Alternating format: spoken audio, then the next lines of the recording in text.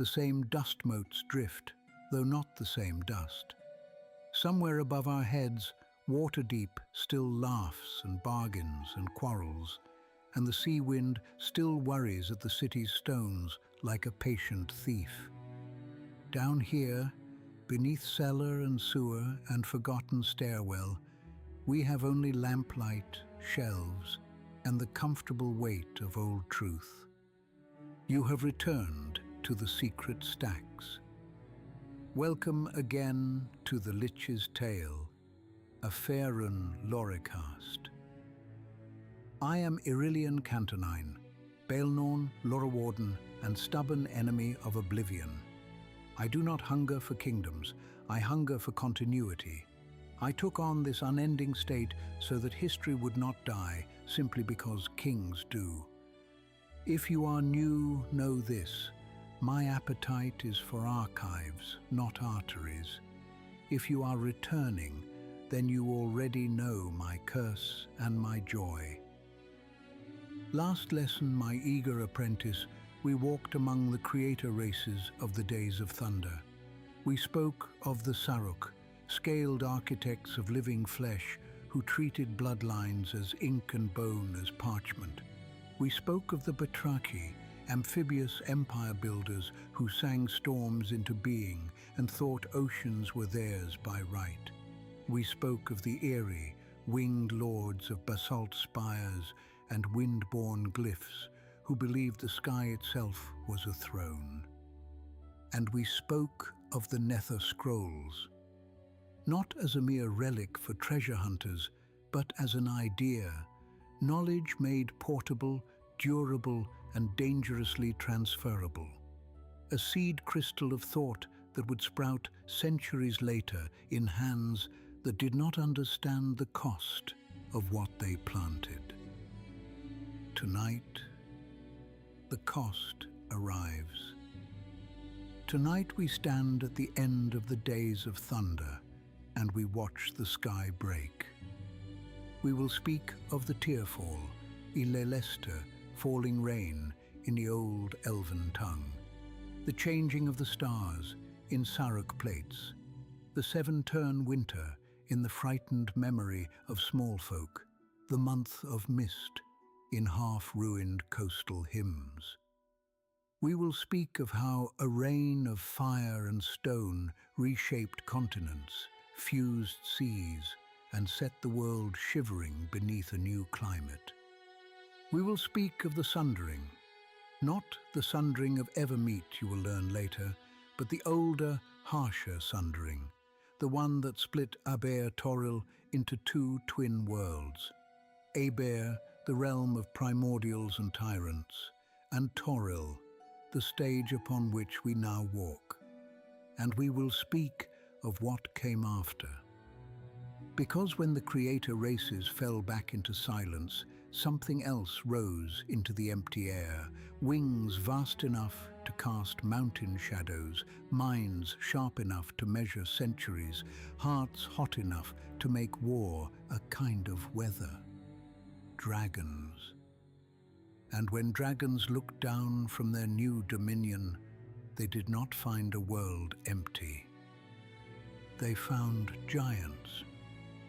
The Dawn Age begins there, between the first dragon's breath and the first giant's oath, between sky and stone, between horde and hall, between fire and rune. It is a brutal time, but it is also the time that shapes almost everything that comes later. The grudges etched into bloodlines, the ruins buried beneath your feet, the artifacts that still tempt modern hands, and the old songs that still make warriors sit up straighter when they are sung around a tavern hearth. But before we unfurl that map, a brief word from today's generous sponsor. This episode is brought to you by Dharma Web Solutions, masters of crafting robust web applications and solving the thorny challenges of the modern internet. Whether you need an elegant front end, a scalable back end, or a seamless integration of the two, visit dharmawebsolutions.com. They weave code with the same care that I weave stories. Now, settle in. Let your shoulders loosen. Let your imagination take the weight of the ceiling. We have a long descent ahead of us, and the steps are old. We return first to Merurabros, the name sages give to the ancient supercontinent that once sprawled where Faerûn, Karatur, Zakara, and lands now drowned or distant were stitched together like a single hide. It was a world still settling into its bones. Volcanoes spoke more often. Seas changed their minds. Mountains shifted like sleepers turning in bed. And upon that vastness, the creator races fought, traded, experimented, and dreamed. In the final millennium of their age, the wars grew stranger. The Saruk, if you believe their own surviving plates, had begun to doubt the wisdom of open empire. They withdrew into hidden sanctums, buried cities, and jungle temples that could not be found unless you already knew the path. Some Baatith records speak of the thinning of the sky and the taste of iron in prophecy. They do not explain those phrases. They do not need to. The implication is a chill. The Batrachi, by contrast, grew louder. They were masters of coastal shallows and inland seas, and they never forgave the world for being larger than their dominion. In Batrachi legend, their wars in those years were not merely against rival creator races, but against the Titan kin, colossal beings of primordial hunger that rose from element and deep time. Whether those foes were true titans, giant ancestors, summoned elementals, or simply the Batrachi's name for anything too large to control, the pattern is consistent. The Batrachi were losing. And the Ayari. The Aerie watched. They had always been watchers in a way, astronomers with wings, archivists of wind.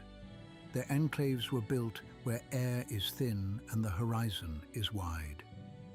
They were the ones who noticed first when the stars did not behave like stars. In the oldest scraps of Aerie writing, copied by Aarakocra priests, translated by elven sages, argued over by Candlekeep scholars, there is a recurring image, a scar in the night, something moving behind the stars, as though the sky itself were a curtain and something enormous pressed against it from the other side. Now, apprentice, understand this. When a people with spell towers and life-shaping and storm songs begins to worry about the sky, it is not because of a bad harvest. It is because the world is about to be rewritten. The first signs were small enough to ignore, which is how most disasters begin. A night when the shooting stars came too frequently, like sparks from an overworked forge. A week when the tides misbehaved, arriving early and leaving late, as though the seas were being pulled by an unfamiliar hand. A season when distant thunder sounded on clear days, and the horizon glowed faintly at midnight with no storm in sight. In later ages, priests would call these portents. Wizards would call them precursors. Peasants would simply call them bad luck and nail iron above their doors. The Saruk Baatith, those living offices of scholarship, began to copy more than they slept. They moved plates and scroll caches deeper underground. They sealed vaults. They wrote warnings in languages they knew would outlive them. The Batrachi sang louder. Their high mages gathered in circles of standing stones in half-flooded basins. They called on names that were not gods. They called on powers older than worship. Some accounts say they cracked ancient prisons. Some say they simply shouted into the deep until the deep answered. And the Ayari, in their highest spires, did what the Ayari always did. They measured, they tracked, they wrote down the angle of every falling light, the speed of every strange wind, the faint tremor that shivered through stone when nothing moved on the surface. They believed, perhaps arrogantly, that if they could name the pattern, they could survive it. Then the night came when naming was no longer enough. Imagine it. You are a fisherman on a quiet inland sea that no longer exists, one of the basins that will later become only a memory within the sea of fallen stars. You are half asleep in a reed hut. The air smells of mud and salt and the sweet rot of river plants. You wake because your dog begins to howl. You step outside, and the sky is falling. Not metaphorically, not poetically, falling. The first meteors are thin, bright streaks, beautiful almost. A child might make a wish. A lover might think the heavens are celebrating. Then the streaks thicken, then they multiply. Then the night becomes a storm of fire. The air fills with a hiss like boiling rain. The horizon flashes again and again, as though distant mountains are being struck by lightning that does not come from clouds. And beneath that light, you see something worse than falling stars. You see the ground itself shuddering, as though the world is trying to throw you off its back. This is Aileleste, the falling rain. This is the changing of the stars. This is the Tearfall. And as it begins, the creator races do not respond with prayer. They respond with politics, with denial, with desperate magic. The Saruk retreat into wards and caverns, sealing passages behind them. Their philosophy, if you can call it that, is survival through secrecy. Let the world burn, let the surface be reset. The Baetith will endure in the dark, and one day the surface will be theirs again. The Ayari attempt to ride the winds. Some enclaves lift higher, as though altitude itself is armor. Some try to anchor their spires with spells and chains of force. Some, it is said, open gates, slipping sideways into other skies, other continents, other planes. The Batrachi, losing their war and now watching the heavens collapse, do what the Batrachi always did when confronted with something they could not dominate. They reach for a bigger hand. They call out into the oldest deep, and something answers. But that is where accounts diverge, and where a law warden must be careful. Because when a catastrophe is large enough, it gathers myths the way a corpse gathers flies, quickly, inevitably, and with a troubling variety. So let us slow our descent. Let us take a lantern to the edge of the falling stars, and look at the Tearfall the way a scholar should. Not as a single story, but as several stories trying to explain the same scar. Because if you remember nothing else tonight, remember this. In Faerûn, the truth is often a braid. And if you pull one strand too hard, the whole thing unravels. So, take a breath you do not need if you are like me. Take a sip of something warm if you are like the living. And let us step into the rain of fire. Now we stand beneath the falling rain, and we do not flinch when the sparks land on our robes, because we are here as witnesses, not as victims.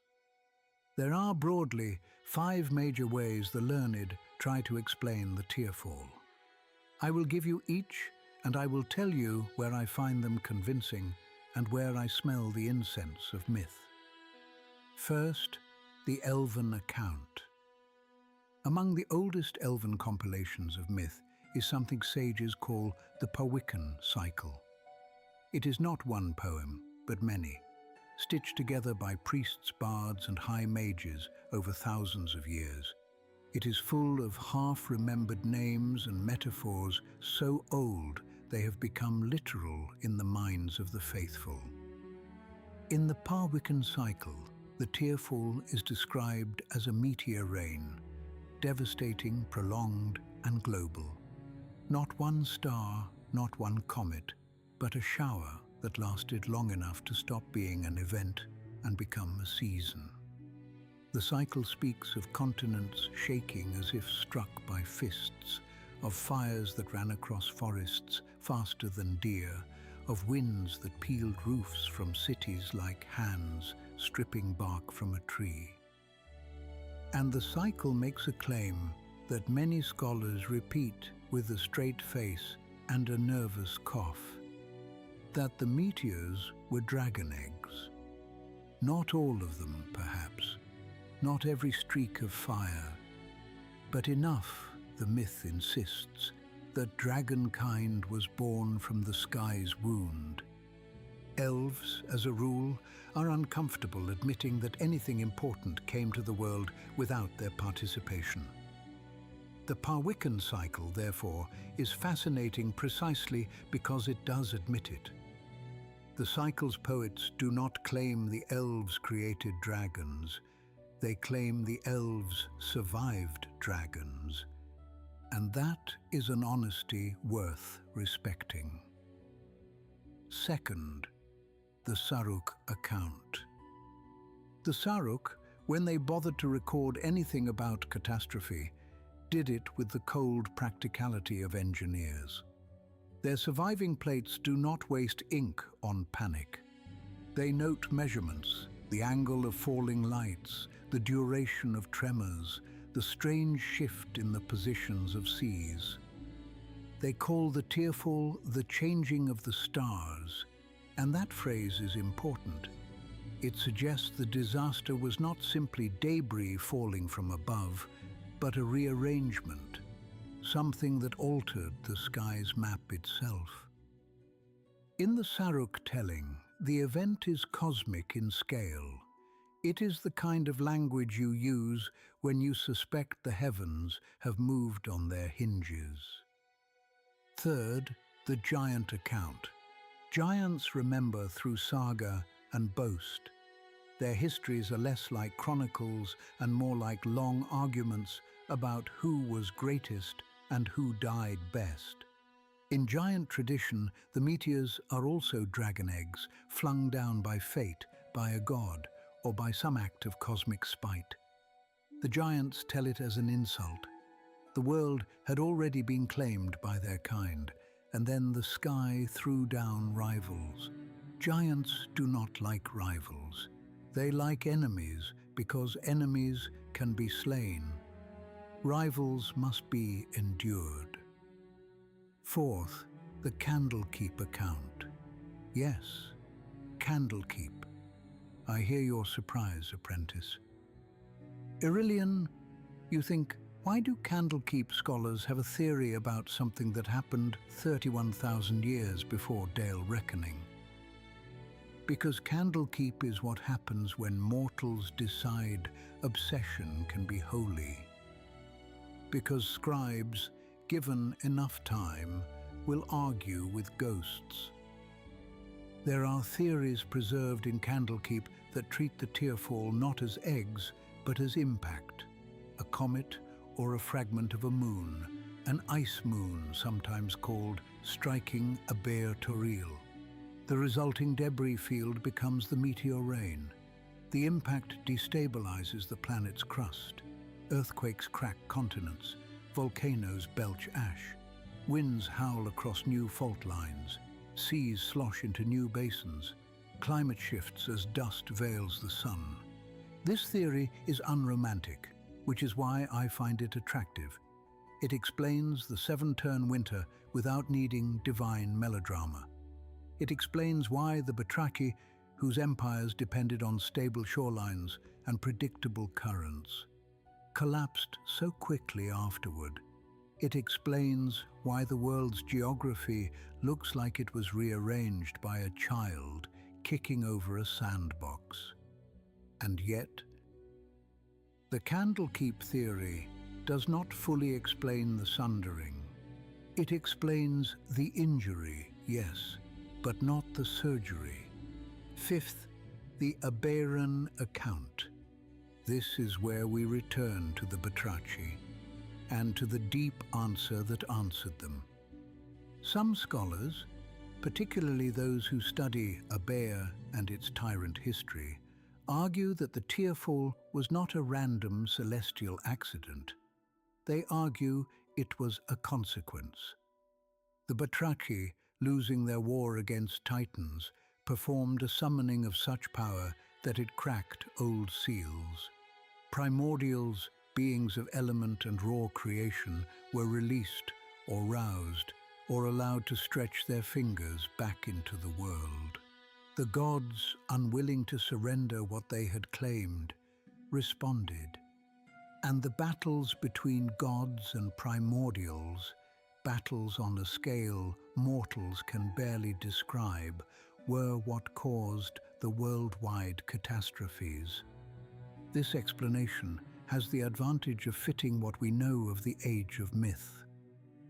We have already spoken of the Dawn War, of the gods and primordials clashing over reality itself. It would be very like mortals to stumble into that ancient conflict and bring it roaring back. And this is the point, apprentice, where one name becomes treacherous. Because in some accounts, a primordial called Asgarath the World Shaper throws an ice moon at the world, an act of spite and domination, a tantrum scaled to planetary size. And if you are paying attention, you will notice the name, Asgarath. In Draconic myth, Asgarath is Eo, the dragon creator, the world shaper in a different sense, the being some dragons claim made the world and then made dragonkind to adorn it. How then can Asgarath be both dragon creator and world destroyer? There are a few possibilities. 1. Different traditions use the same name for different beings because mortals are terrible at preserving context across millennia. 2. The name Asgarath is not a proper name at all, but a title, World Shaper, applied to whatever power was responsible, whether primordial or divine. 3. The dragon myths are doing what all myths do, reclaiming, taking the horror of a catastrophe and insisting that it was in some way part of dragonkind's origin. Because if your people were born from disaster, you want the disaster to sound like destiny. I will not pretend to know which is correct. A law warden is not a prophet. I can only collect the strands and show you the braid. Now, regardless of which cause you favor, the shape of the event is consistent. A meteor rain, natural catastrophes, earthquakes, fires, windstorms, continents scarred and shifted, seas rearranged, and one consequence so large that it changes everything we call Faerûn even today, the sea of fallen stars. Before the Tearfall, what we now call the Inner Sea was not one sea. It was a set of basins, inland waters separated by ridges and land bridges, fed by rivers that did not yet follow their modern paths. When the world's crust buckled and sank, those basins merged. Water rushed through fresh cracks. River mouths drowned. Valleys became gulfs. Imagine standing on a hill you have always known, watching the land around you split, and realizing the sea is coming inland like an invading army. The Saruk would have seen it and calculated new coastlines. The Batrachi would have screamed as their careful empires drowned or were left stranded away from water. The Aerie would have watched the new sea gleam beneath their spires and wondered whether it was beautiful or simply indifferent. And some small folk, humans perhaps, or other cave dwellers whose names we do not know, would have stood shivering and thought with a kind of simple terror, the world is changing faster than we can run. The Tearfall is also remembered as a winter, not merely a season of cold, but a collapse of normal time. Dust and ash, kicked up by impacts and eruptions, turned sunlight pale. Crops failed wherever anyone tried to grow them. Predators hunted closer to settlements. Rivers froze where they had never frozen. Fog lingered in lowlands. Some traditions call it the month of mist. Some call it the seven-turn winter, meaning 7 cycles of the year where winter did not truly end. In that dimness, empires die. The Batrachi, who needed warmth and water and stable shorelines, lost everything. Their cities cracked, their coral farms died, their songs could not hold back freezing tides. Their slaves, Kuotoa, bullywugs, and other shaped peoples either died, fled, or turned on their former masters in the chaos. Their priests cried out to old powers, and if the old powers answered, the answers were not kind. The Aerie fared better at first. Sky realms can flee what lowlands cannot. High towers can rise above fog.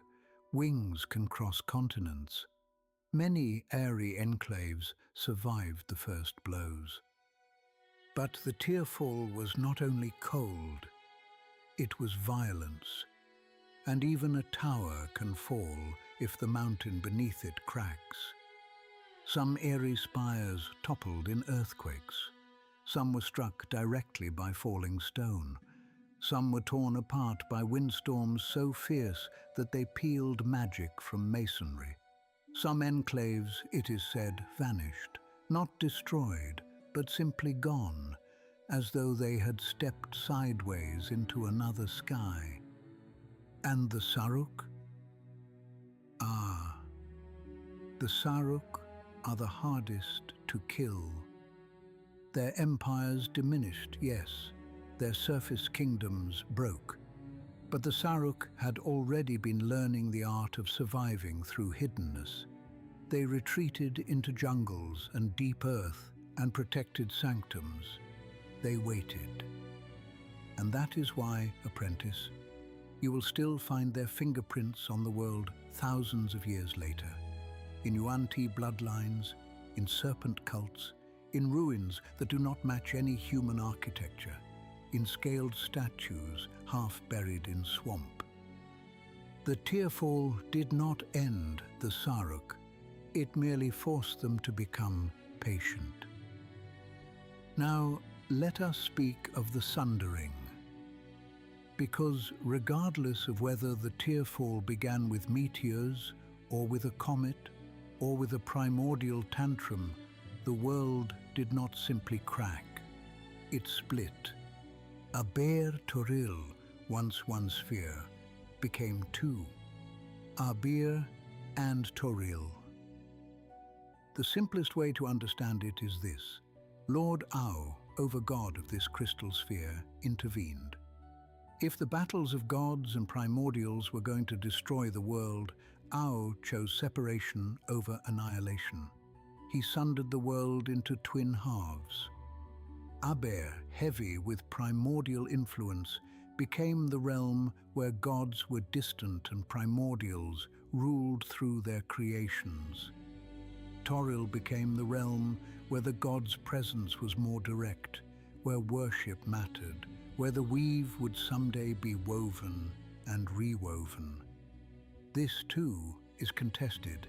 Some argue the separation was more subtle, planes shifting, realities overlapping, continents exchanging places rather than the planet literally splitting.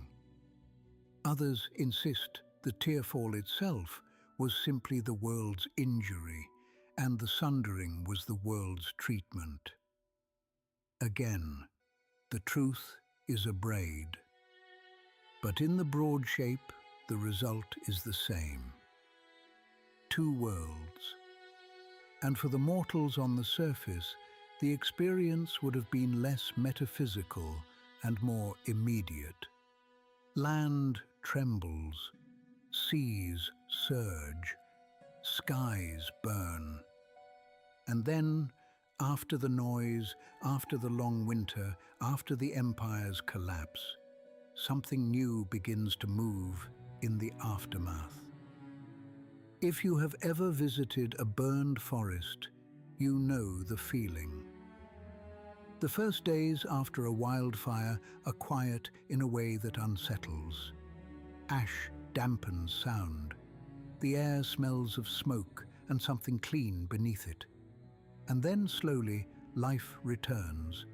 Not the life that was there before, but a new life, opportunistic and strange. That is the world after the Tearfall. A burned forest on a planetary scale. And into that ash quiet, dragons enter the story. Were they born from the falling rain?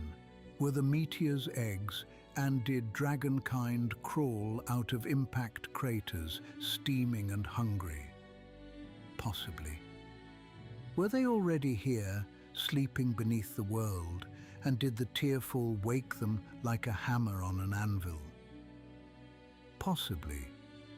Did proto-dragons, lesser reptilian creatures, evolve quickly in the newly changed climate, pressured by catastrophe into greatness? Possibly. Did Asgarath, Eo, dragon creator, whatever name you prefer, craft them in the wake of the world's wound, as a counterbalance, as a punishment, as an adornment? Possibly. I will tell you what I know with certainty. Dragons are old. They remember the world before humans wrote dates. They speak of the Tearfall the way veterans speak of a war that made them. And the Tearfall left the world ready for them. Creator race empires were shattered. Their wards were broken. Their armies were scattered. Their carefully shaped servant races were loose in the wild.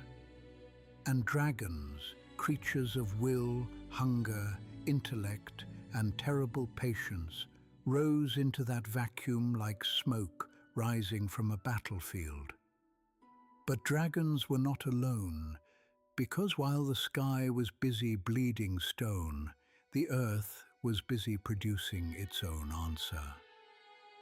Giants. Some giant myths claim their kind were already here, children of Anam Allfather and Othia, born when mountains were young.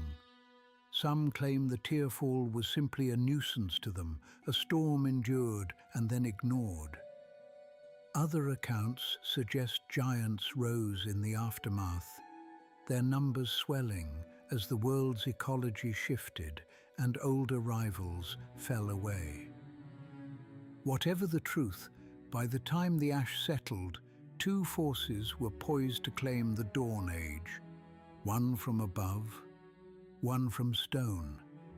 And the first thing they did, of course, was watch each other, because that is what apex predators do when they meet. They measure, they circle, they decide whether the world is big enough for both. In our next stretch of this lesson, we will walk into that meeting, into a world where dragon shadows cross giant roads, where clouds hide fortresses, where runestones hum, where hordes glitter beneath volcanic heat, and where the names of gods are spoken not in prayer, but in battle. But before we leave the Tearfall behind, let me give you one last thought to carry like a coal. The sea of fallen stars, the great inland sea that knits modern Faerûn together, is not merely geography. It is a scar. Every port city on its shores, every pirate ship on its waves, every war fought over its trade routes, every temple built facing its glittering surface, all of it exists because the sky once fell hard enough to reshape the world. So the next time you stand on a dock in Waterdeep, smelling salt and hearing gulls, remember, you are standing on the edge of an ancient wound, and wounds, apprentice, have a way of aching when the weather changes. Now, let us step fully into the Dawn Age. Let us meet the first true rulers of post-Tearfall Toril. Let us speak of dragons and giants not as monsters in a bestiary, but as civilizations, proud, vast, and violently consequential. For if you wish to understand why later ages fear dragons, you must first understand what it meant when dragons had no one left to fear. And if you wish to understand why giants still dream of empire, you must first understand that there was a time when their halls were not ruins, but the spine of the world itself. The Dawn Age. Some call it the time of dragons. Some call it the time of giants. Some insist those are two different labels for two overlapping truths because neither dragons nor giants like sharing a title. In the simplest reckoning, this era spans roughly from minus 30,000 DR to minus 24,000 DR. 6,000 years in which Toril is a younger world, still learning how to heal from the Tearfall, and the dominant powers of the surface are not humans, not elves, not dwarves, but titanic beings who treat centuries like seasons. The air in the Dawn Age tastes different if you believe the spell sensitive. There are places, particularly near old impact scars and deep faults, where raw magic leaks like groundwater. Not the structured weave that later ages learned to pluck like harpstrings, but something older, the world's own pulse, bruised and reactive. Lightning behaves strangely in some regions. Volcanoes flare with almost emotional timing. Auroras appear at latitudes that do not match modern skies. And the climate, yes, the climate bears the Tearfall's fingerprint. Glaciers grow in the far north. The great glacier's earliest ancestors begin as slow, grinding rivers of ice. The seas settle into new basins. Forests regrow, but not always in the same places. Jungles contract. New plains appear where inland seas once glittered. River systems recut themselves like scars being reopened and sewn again. If you could hover above Toril in that age, perhaps on the back of a bronze dragon, perhaps within an Ayari wind bubble, perhaps in the cold, uncaring gaze of a god, you would see a world of wide emptiness and sudden monuments. A lonely mountain range, and then, carved into its side, a giant road wider than a modern city avenue, lined with rune stones the size of towers. A vast forest, and then, rising from it, a dragon's lair spire of black glass where lightning crawls like living veins. An empty tundra, and then, above it, a cloud castle drifting like a continent fragment, its underside hung with chains and bells that ring when the wind changes. This is what the Dawn Age is like. Silence punctuated by impossible architecture.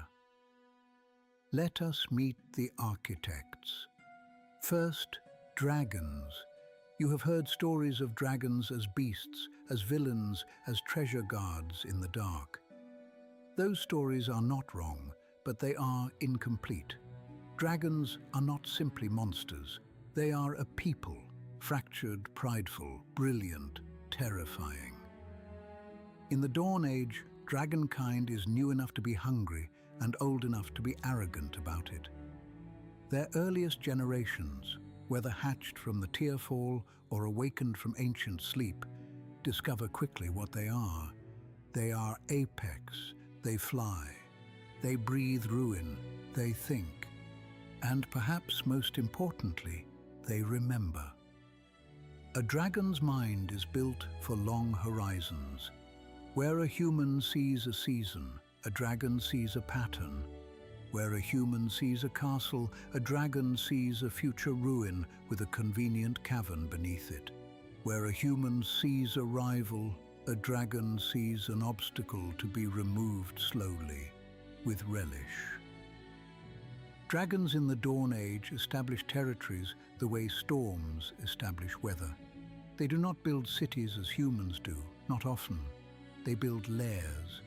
And a dragon's lair is not merely a home, it is an argument, a statement to the world. Here I am. This is mine. Come and learn what it costs to disagree. Some lairs are volcano throats lined with obsidian and gold veins, where the dragon sleeps on heat and listens to magma like it is music. Some are mountain peaks with tunnels carved by claw and spell, where winds howl through chambers like organ pipes. Some are deep forests, where ancient trees grow around a hollow and the dragon's presence becomes part of the ecosystem. Predators avoiding, prey migrating, rivers shifting slightly as if to please the invisible lord. Some are coastal caves where the dragon can dive into the sea and vanish, returning with shipwrecks like gifts. And hordes, yes, hordes. But do not reduce a hoard to gold. A hoard for a dragon is memory made tangible. Coins are merely one form. A hoard can include carved stone tablets stolen from Saruk vaults, because knowledge is rarer than platinum. A hoard can include the bones of rivals arranged like trophies, because domination is a language.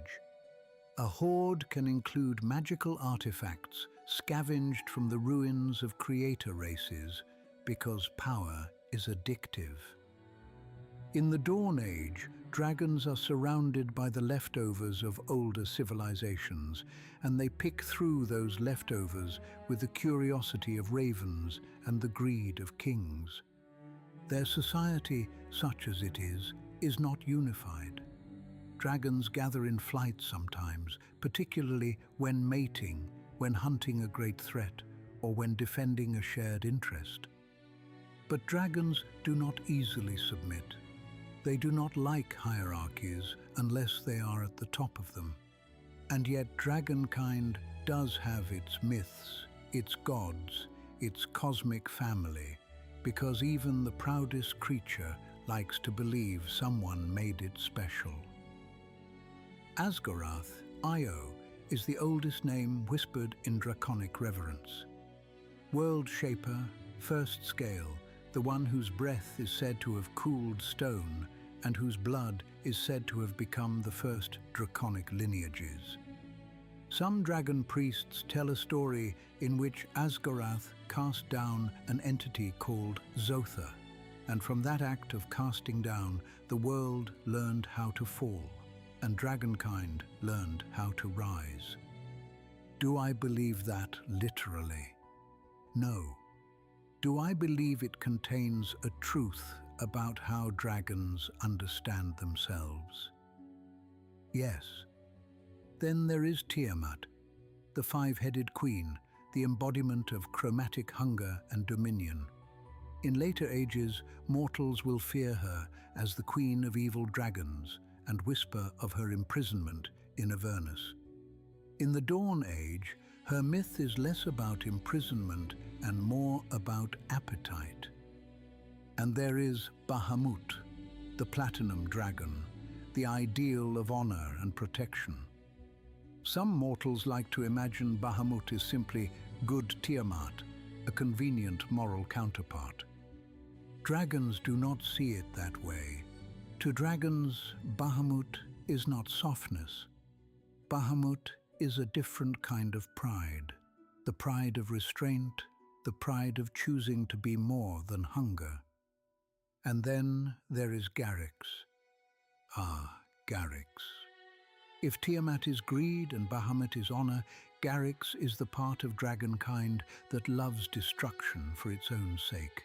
The god of fire and ruin, the one whose priests believe that when something is built, it is merely waiting to be burned so that something stronger can rise from ash. Garrix is important tonight, apprentice. Remember his name. Because when the Dawn Age's great war ignites, Garrix is one of the hands striking the flint. Now, giants.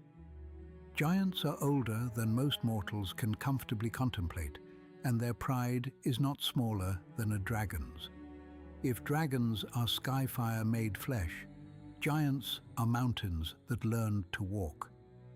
In the Dawn Age, the giant's greatest political expression is Ostoria, the first and mightiest realm of giant kind, a kingdom so old that modern maps only hint at its reach. Ostoria is not merely a nation in the north.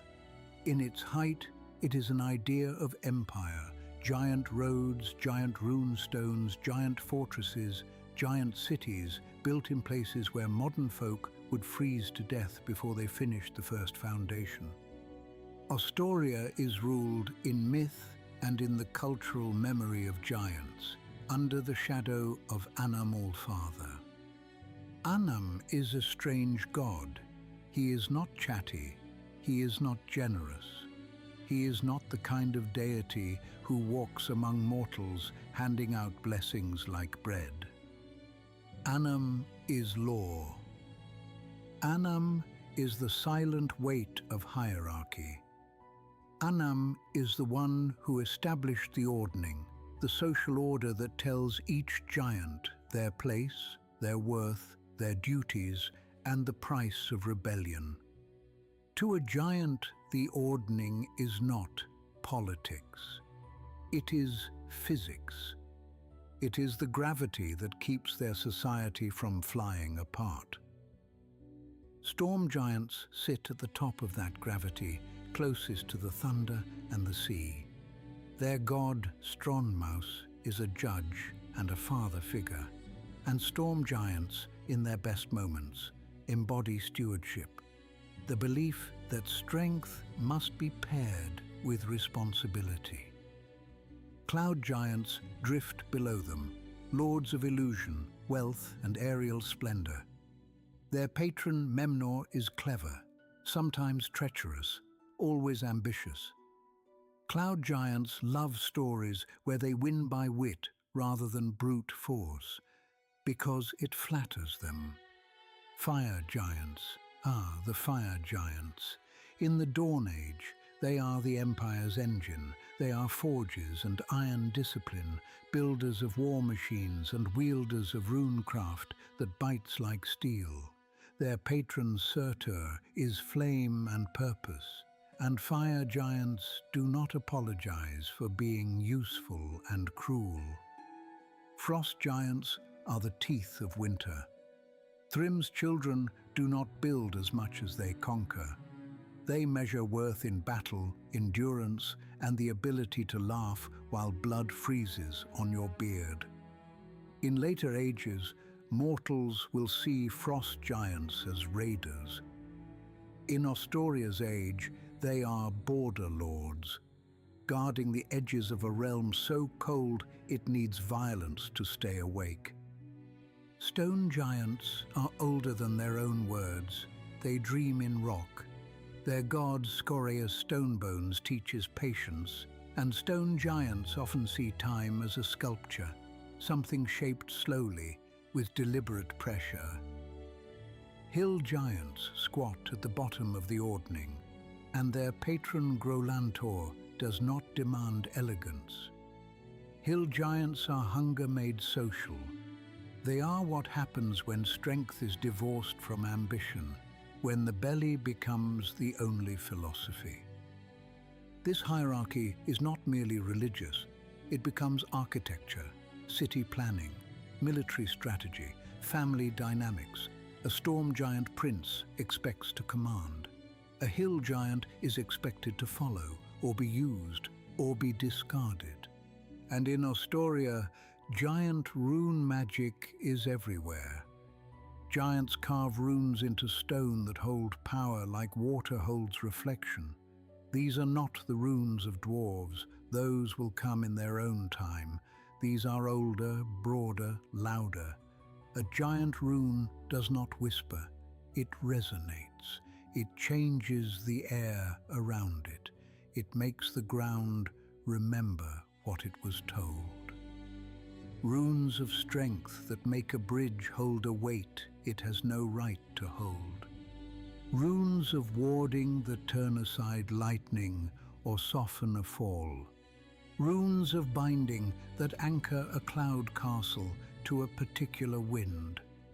Runes of command that make lesser creatures feel inexplicably that the giant's word is law.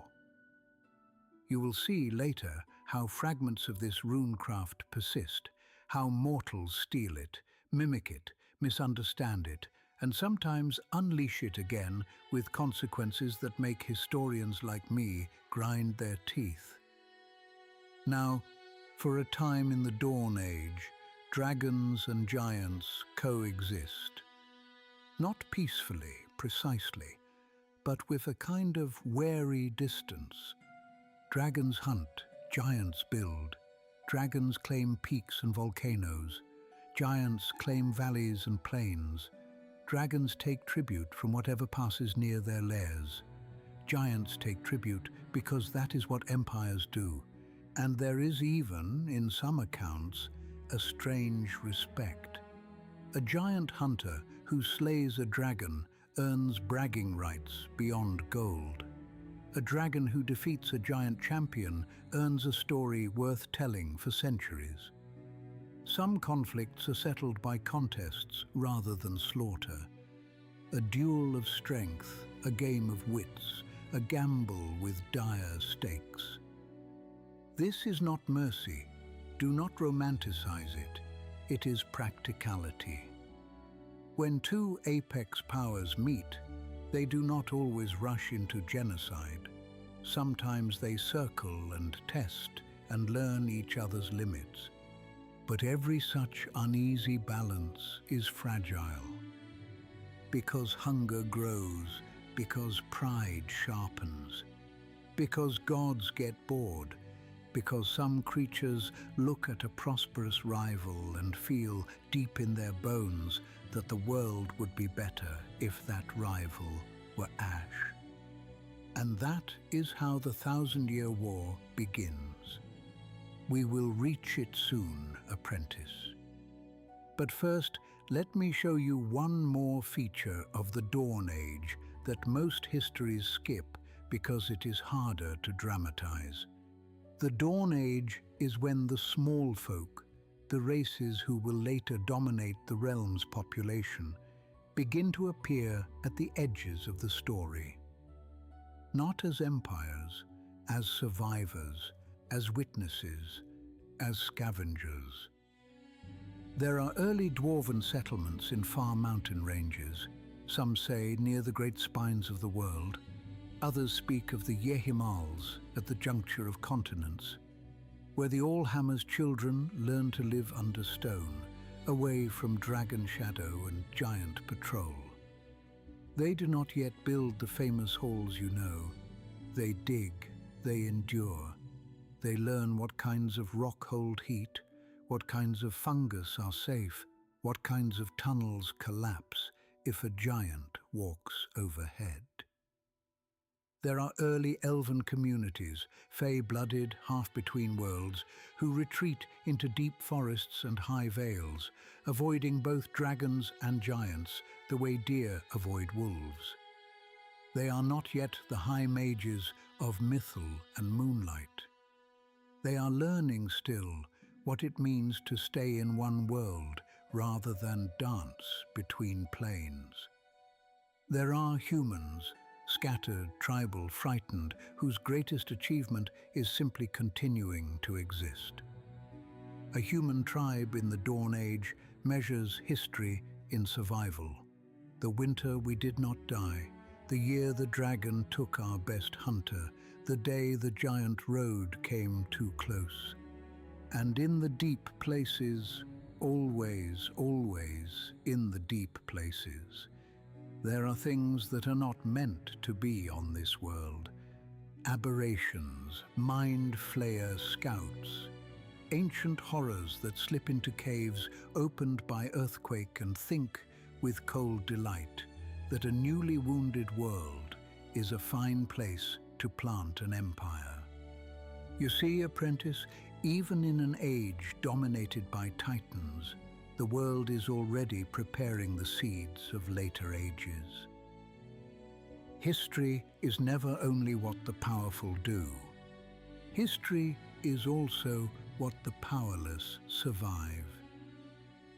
Now, hold that thought like a small flame in your palm, because we are about to step into the brightest bonfire of the Dawn Age, the war that taught giants to fear dragonfire and dragons to respect stone. The war that forged legends like Urnur Wormrever.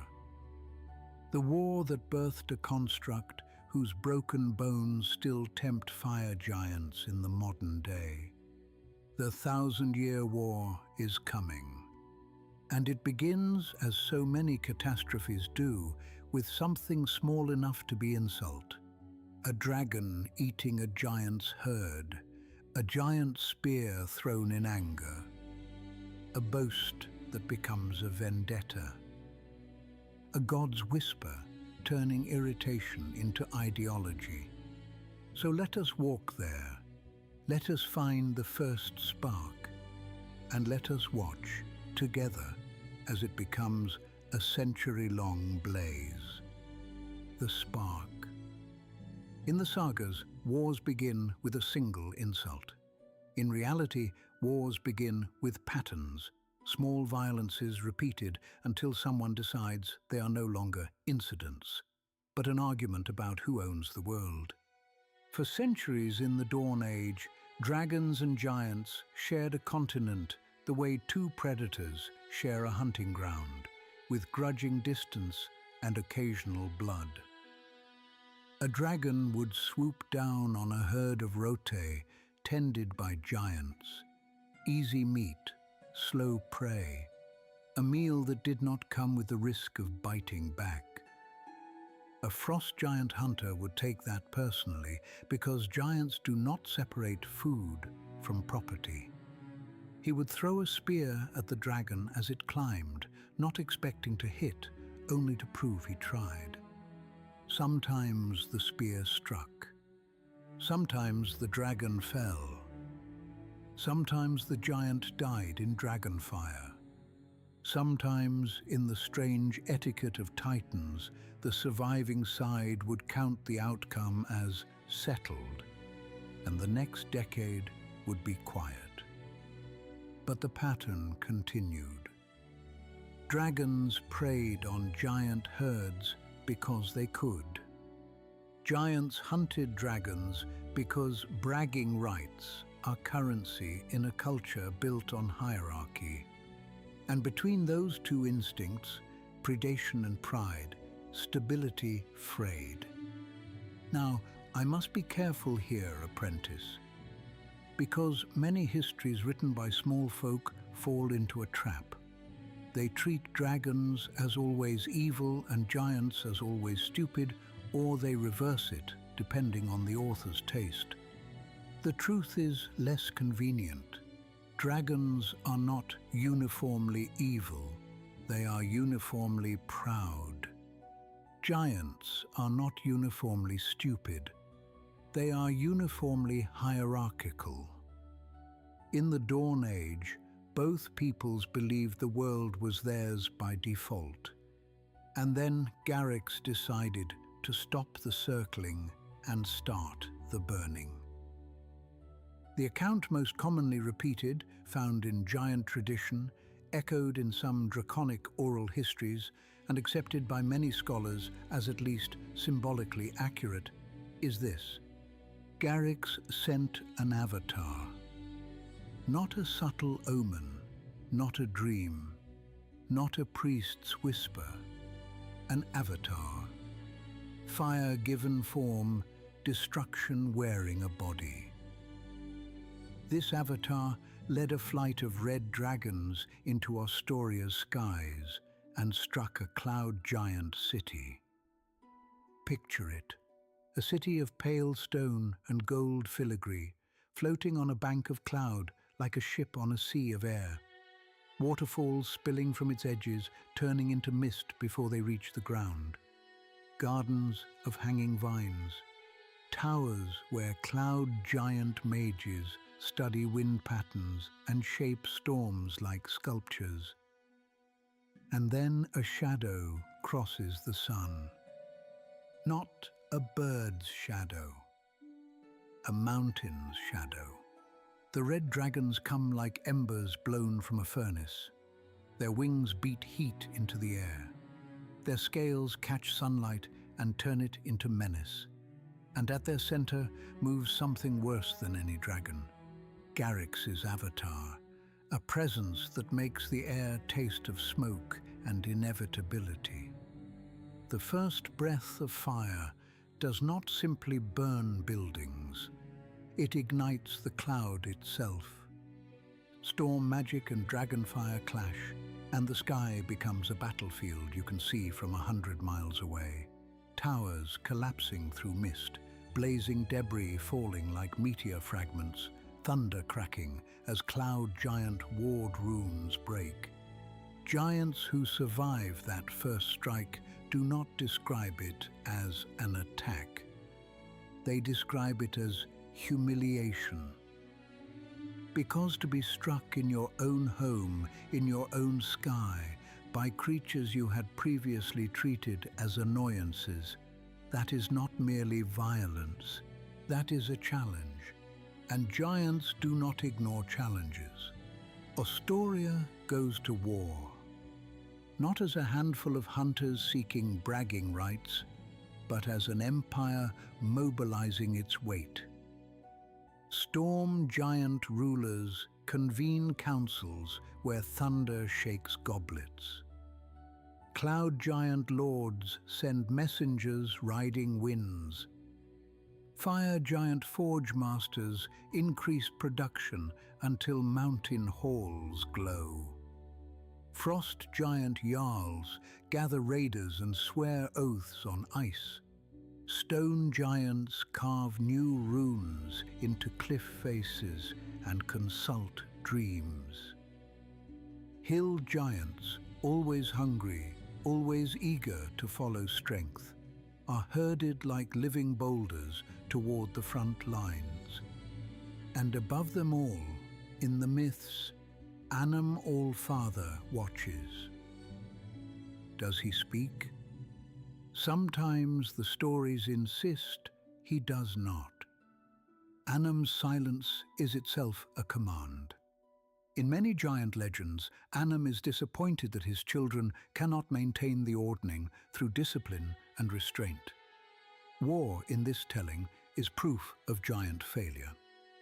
In other tales, Annam is present in a different way, as the weight of destiny, the sense that giant kind and dragonkind were always going to collide because the world cannot contain two apex empires without blood-deciding boundaries. Meanwhile, dragonkind responds. Some dragons fight because Garrix calls. Some fight because Tiamat hungers for conquest and the taste of giant fear. Some fight because giants have offended them in the past, and revenge is a spice dragons enjoy. Some fight because they cannot resist the idea of looting giant halls. Imagine the size of jewels a cloud giant keeps apprentice. Imagine the golden chains that could serve as necklaces for worms. But dragonkind is not unified. Dragons never are. Metallic dragons, those who will later be associated with Bahamut's ideals, do not necessarily love the war. Some see it as wasteful. Some see it as Garrix's madness, infecting the race. Some fight anyway because a dragon's loyalty to kin can outweigh their moral discomfort, and because to refuse a war can be read as weakness.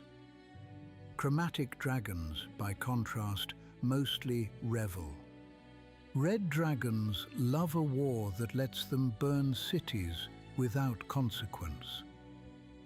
Blue dragons love the strategy, the thrill of breaking giant defenses with lightning and sand. Black dragons love the suffering that comes when a giant city falls into swamp and its survivors drown. White dragons love the cold hunt, the joy of taking down frost giants on their own terrain. Green dragons. Green dragons love the politics. They whisper to giant vassals. They make deals. They offer information and then betray it at the worst time. And somewhere in the middle, between divine influence and personal vendetta, the war becomes what wars always become: a machine. It begins to feed itself. Battles spread across Astoria's breadth. Dragonflights raid giant caravans. Giants respond with ambushes and siege weapons. Cloud castles drop boulders onto dragon lairs. Dragons collapse giant bridges with fire. Storm giants call hurricanes to tear dragons from the sky. Dragons respond with coordinated breath assaults that turn rune stones into molten slag. For a time, it seems the dragons might simply win through mobility and fire. After all, what is a city, even a giant city, against a creature that can approach from above, breathe destruction, and vanish over the horizon before an army can march? But giants are not merely big, they are inventive. And Astoria is not merely strong, it is organized. The fire giants, in particular, do something that changes the war's shape entirely. They build a god-killing idea. They build Vonindod. The first time you hear the name apprentice, it sounds like a curse. Vonindod. Say it slowly. Let the syllables clank like iron. In giant tradition, Vonindod is described as a colossus, a construct so large that it makes even dragons seem, briefly, like animals rather than rulers. It is forged in mountain halls where heat turns air into shimmering curtains. It is carved with runes that are less like writing and more like commands etched into reality. How do you build such a thing? You do it the way giants do everything, at scale, with arrogance and with resources taken as if the world owes you material. Fire giant forges are expanded until whole caverns become furnaces. Ore is hauled in by the ton. Stone is shaped with rune magic. Elemental flames abound not as servants, but as fuel. Some stories claim the giants trapped a primordial spark, a fragment of the same ancient fire that once fought gods and used it as Vonindod's heart. Other stories insist the heart was built from dragon bone, a mockery of the enemy's form turned into a power source. Again, braid. But the outcome is consistent. Vonindod rises, and when it walks, the ground learns fear. Imagine a battlefield. Dragons overhead, circling like hawks, confident. Giants below, forming lines and throwing boulders, desperate. Then the earth trembles, not with earthquake, but with footsteps. A shadow falls that is not a dragon's wing shadow, but something broader, more angular. Vonindod emerges from a mountain pass, its body a cathedral of metal and stone. Runes glow along its limbs. Its eyes, if they can be called eyes, burn with the steady light of a forge. In one hand, it carries a weapon that looks like a tower-sized hammer or blade, depending on the tail. In the other, it carries nothing, because its empty hand is enough. And the dragons, who have never known fear except perhaps in their first moments of life, hesitate, because Vonindod is not prey. Vonindod is not a rival. Vonindod is an answer, a thing made to kill dragons. A thing that does not tire. A thing that does not bargain. A thing that does not care how beautiful dragonflight looks against the sun.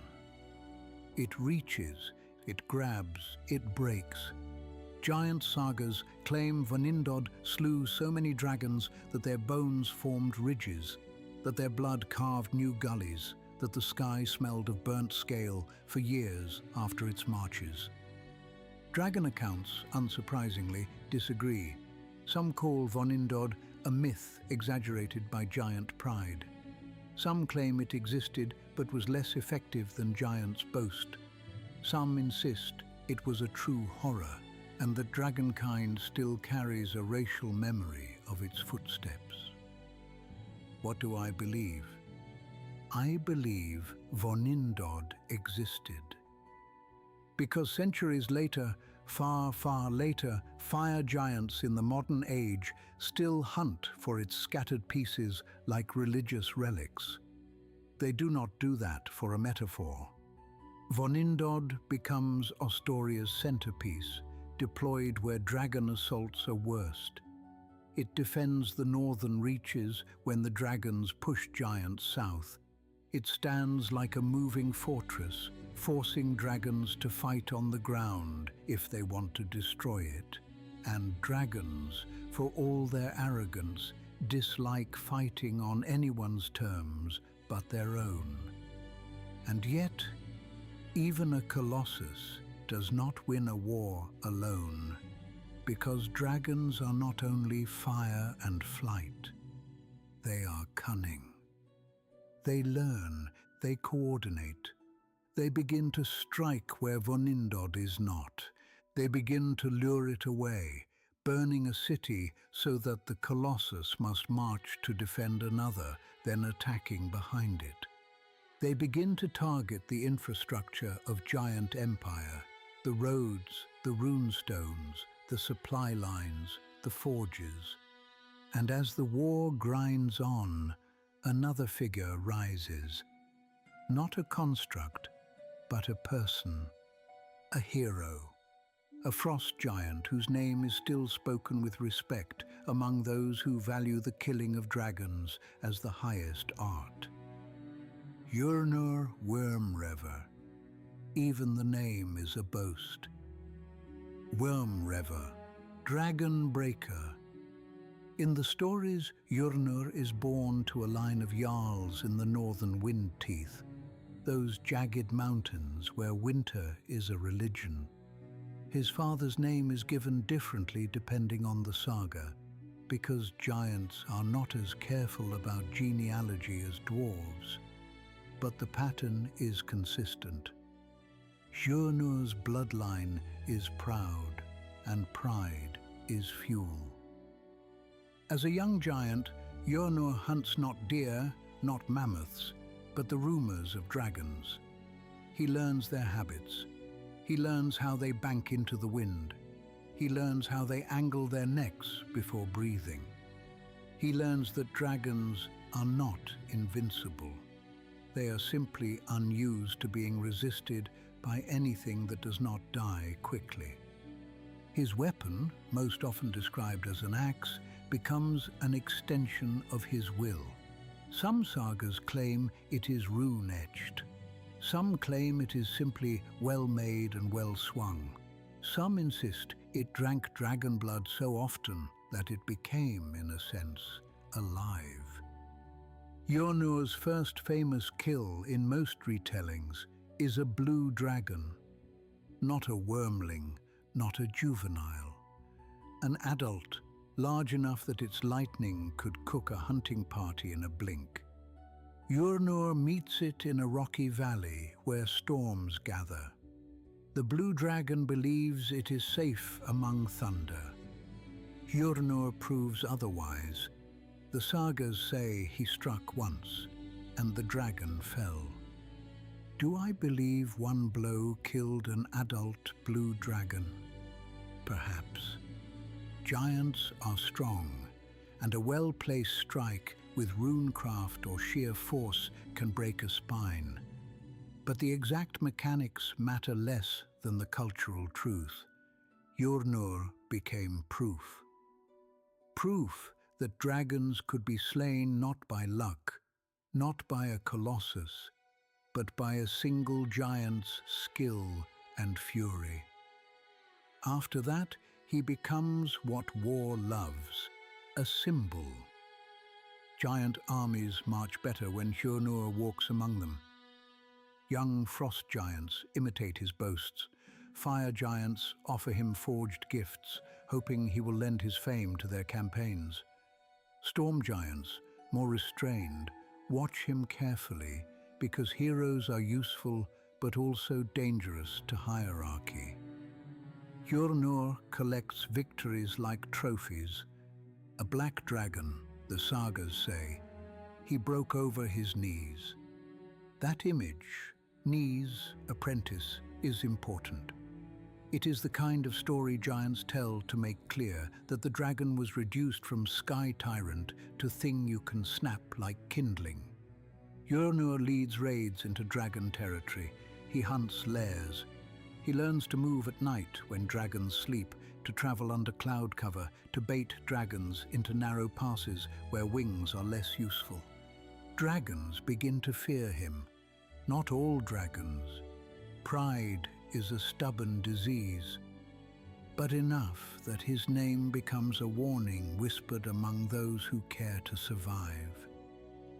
And then Giornur meets his end. Here, the stories become almost tender, which is strange for giants, because Giornur's death is not treated as humiliation, but as a kind of necessary counterweight. A hero cannot be allowed to become a god. In the most common account, Giornur dies fighting an ancient gold dragon general, an enemy whose very type complicates the simple morality mortals like to assign. Gold dragons in later ages are often seen as noble, protective, aligned with Bahamut's ideals. But in the Dawn Age, war does not ask your alignment before it burns your city. This gold dragon, unnamed in most surviving sources because names are often the first thing to be lost in the compression of saga, had destroyed giant settlements. It had proven that even noble dragons can be ruthless when defending their kind. Giornur challenges it. Some say he ambushed it near a river whose bed was already littered with blades, perhaps the result of earlier battles. perhaps a poetic way of saying the water ran with weapons. Some say he fought it atop a ridge as auroras burned overhead. Some say he fought it beneath a cloud castle's shadow. Whatever the location, the outcome is the same. Hjörnur dies, and in dying he becomes eternal. Giants sing of him with a long chain of epithets: son of this, jarl of that, howler at the sun, quenched heart, mighty reaver of Wormcore. The details vary, but the emotional note does not. They mourn him. Because giants, for all their size, rarely allow themselves grief unless grief flatters them. To mourn Hjörnur is to claim, we had heroes worth mourning. Now, apprentice, pause with me for a moment. Look at what this war is doing.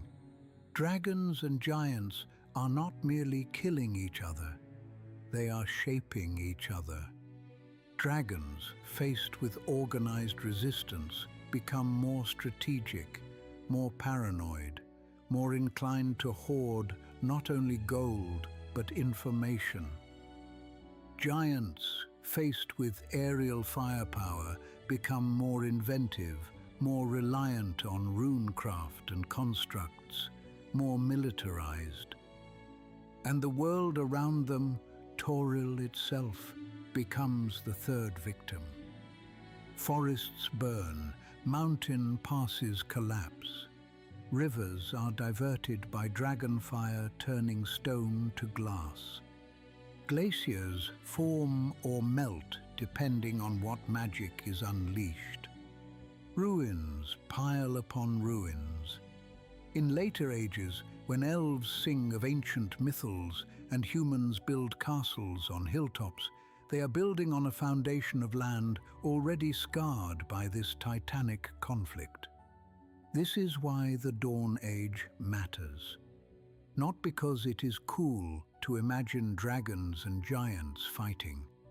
Because their war is the geological prehistory of the realms, you know.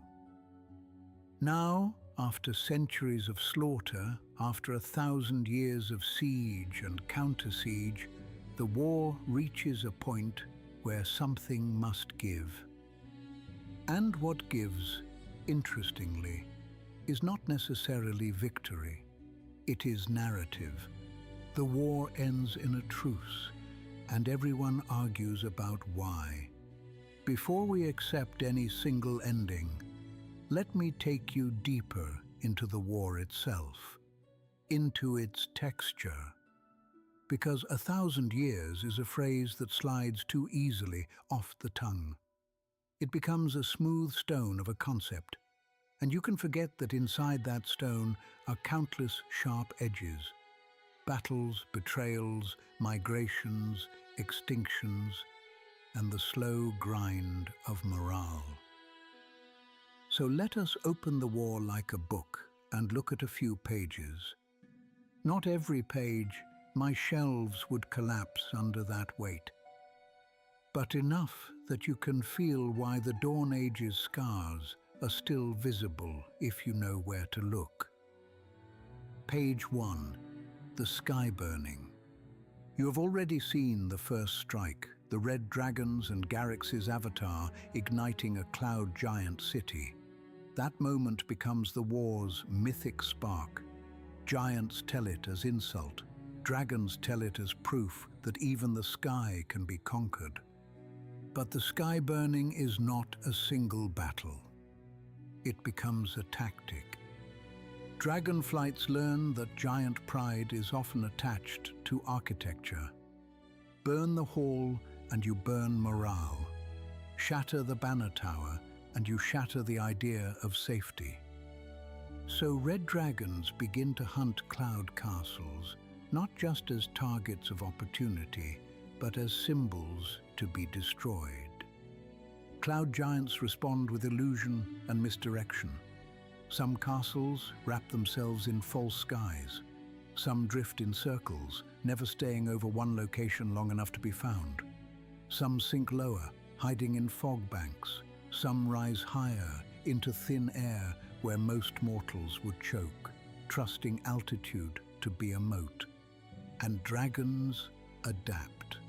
They recruit. Greens negotiate with storm giants who resent cloud giant arrogance. Blues bargain with hill giant chiefs. Give us the location of the floating hall and we will leave your valley unburned. Blacks whisper to stone giants who are half mad from dreaming. The clouds mock you. Let us break them. This is one of the war's quiet horrors. It fractures giant unity. Astoria is an empire. Empires contain envy. Dragons know how to feed envy. So even as giant armies march under shared banners, there are fractures. Storm giants who think cloud giants are frivolous. Fire giants who think storm giants are indecisive. Frost giants who think everyone else talks too much. Hill giants who would rather eat than follow. Stone giants who would rather dream than die. Dragons press fingers into those cracks. Page 2. The Rune Storm. Storm giants do not like being treated as targets. And unlike many of their kin, storm giants have a relationship with the sea and sky that is less like environment and more like extended family. When dragon flights begin to burn coastal settlements and raid island fortresses, storm giant mystics respond with weather that does not behave like weather. They call storms that spiral like living things. They summon walls of wind that can throw a dragon off course mid-dive. They shape lightning into spears that stab upward rather than downward, eager as soldiers. In one oft-repeated account, a storm giant conclave raised a tempest so violent that it flayed scales from a blue dragon's wings, sending it tumbling into the sea, where its death thrash created a whirlpool that swallowed ships for a year afterward. Dragons, of course, did not simply accept this. Red dragons learn to fly above storms and dive through them in bursts, their own heat creating brief pockets of calmer air, like a swimmer plunging through waves. Blue dragons learn to read storm magic and twist it, turning lightning aside with their own breath, creating false thunderheads as cover. And some dragons, particularly greens, who love nothing more than turning an enemy's strength into a liability, began to lure storm giants into overcasting. A storm too strong can destroy the very coastline it is meant to defend. A hurricane does not ask whether the village beneath it is friendly. And so, in some regions, the war becomes a tragedy of self-inflicted wounds. A storm giant's protective tempest floods their own fields, drowns their own vassals, collapses their own bridge. Page 3. The First March of Vonindod. I have told you what Vonindod is in broad strokes. A construct colossus, forged by fire giants, etched with runes, built to kill dragons. Now let me show you what it means to watch it move. Imagine you are not a dragon, not a giant, but something small, a human tribe hiding in a forest, a dwarf scout creeping along a cave mouth, an elf with a bow and too much curiosity. You hear it before you see it. A rhythmic pounding, too slow to be thunder, too heavy to be hoofbeats. Trees tremble, birds vanish. The air tastes faintly of iron and smoke. Then a ridgeline rises and falls as a gigantic silhouette approaches. Vonindod steps into view. Its foot presses down, and the earth compresses. A crack runs through stone like lightning through glass. A boulder rolls not because of an earthquake, but because the ground has been told to move aside. In the old tales, this is the moment where dragons realize the war has changed. Because Vonindod's runecraft does something dragons are not accustomed to experiencing. It denies them the sky. A dragon's greatest advantage is choice of engagement. It can decide when to fight and when to flee. Vonindod, with runes of binding and command, creates zones where fleeing becomes difficult.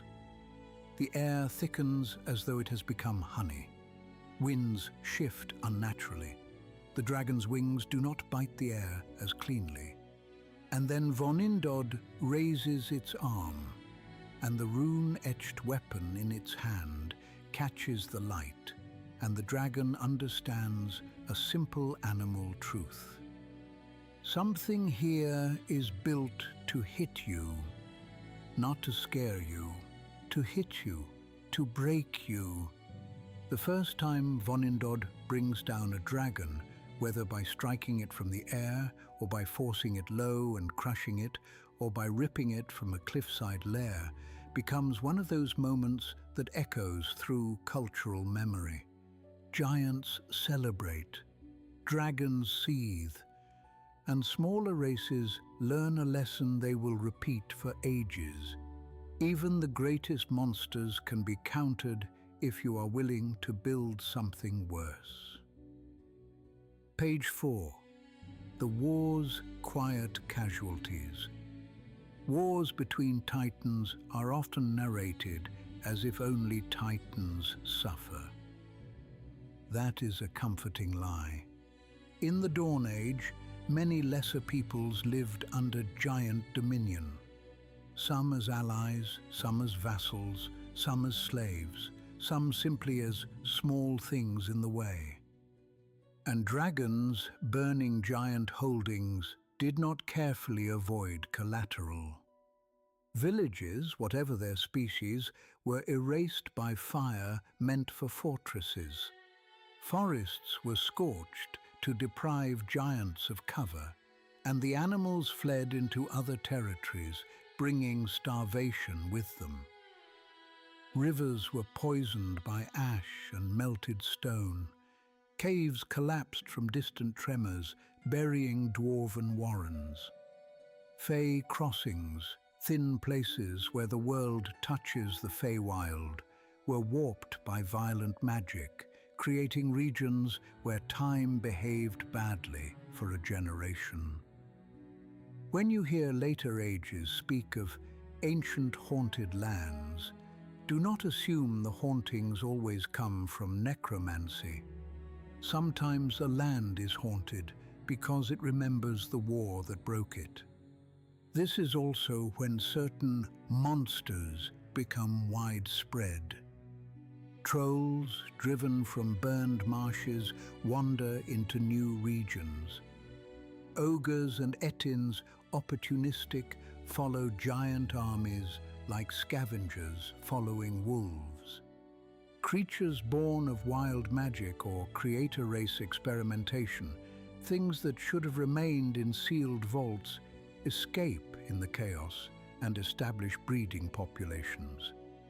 The Dawn Age, in other words, seeds the world with dangers that later ages will mistake for natural.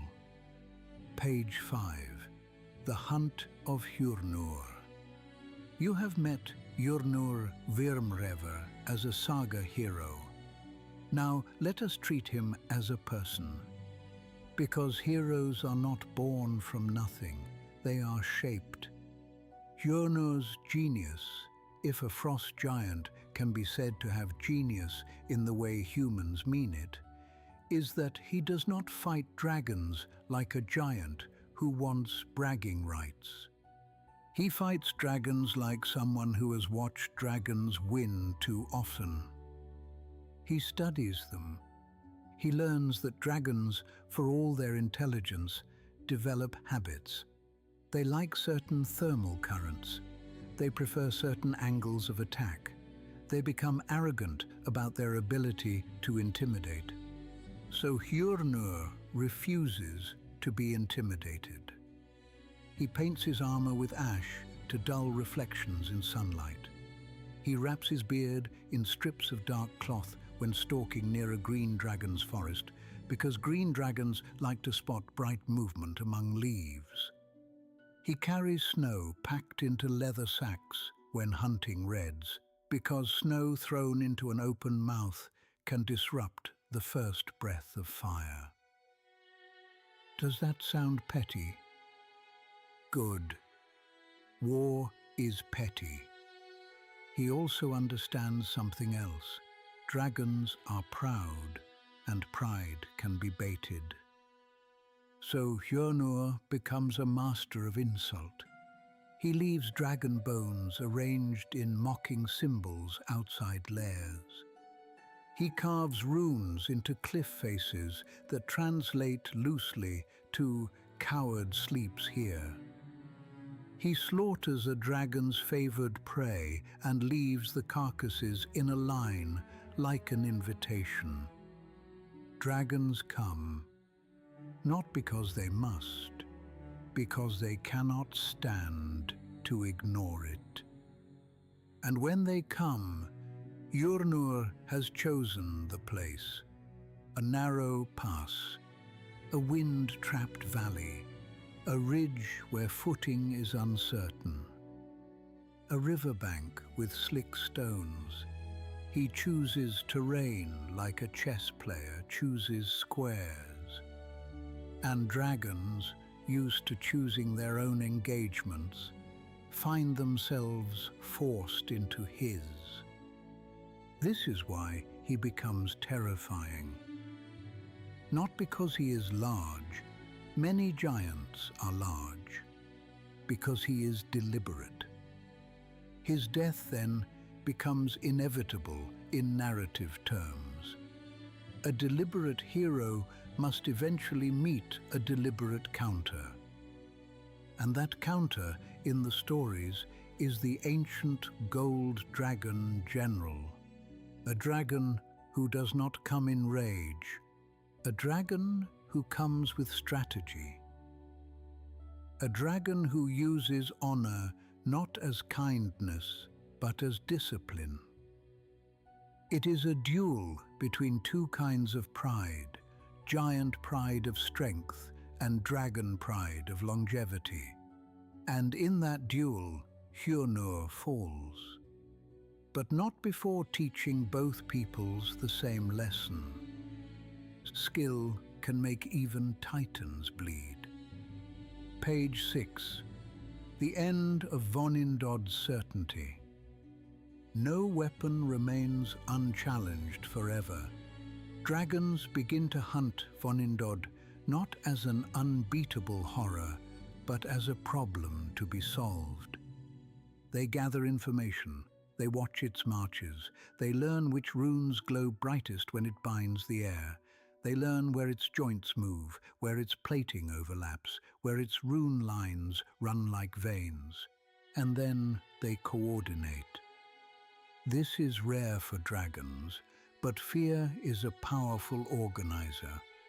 Some accounts speak of a coalition, chromatic and metallic both, temporarily unified not by love, but by the shared desire to remove a threat that endangers all dragons. They do not attack Vonindod head-on. They are not foolish.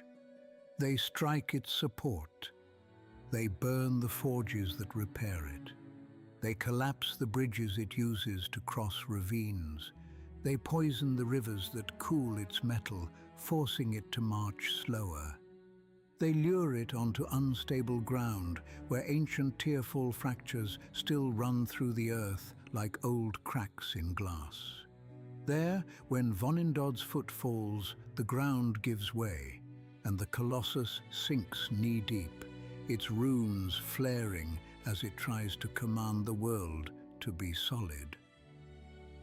Some stories claim a dragon sacrificed itself to drive a wedge of molten stone into Vonindod's knee joint. Others claim a storm giant turned a thunderbolt into a chain that wrapped Vonindod's arm and tore it off. Others claim Vonindod was never truly defeated in battle. It simply became too costly to maintain. Again, Braid. But the important point is this.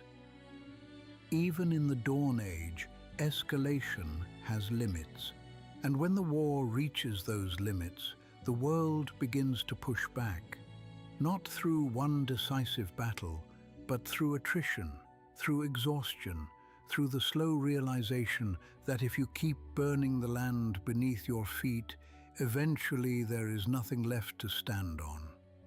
Now you understand why the war ends in truce, not because anyone suddenly becomes virtuous, because everyone becomes tired, because the world becomes tired, and because even gods sometimes prefer their pieces intact enough to keep playing.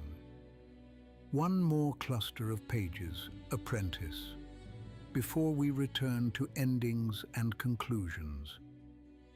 Because there is a tendency in mortal retellings to imagine the Dawn Age as nothing but fire and thunder, dragons screaming, giants roaring, the world perpetually on the verge of being shattered.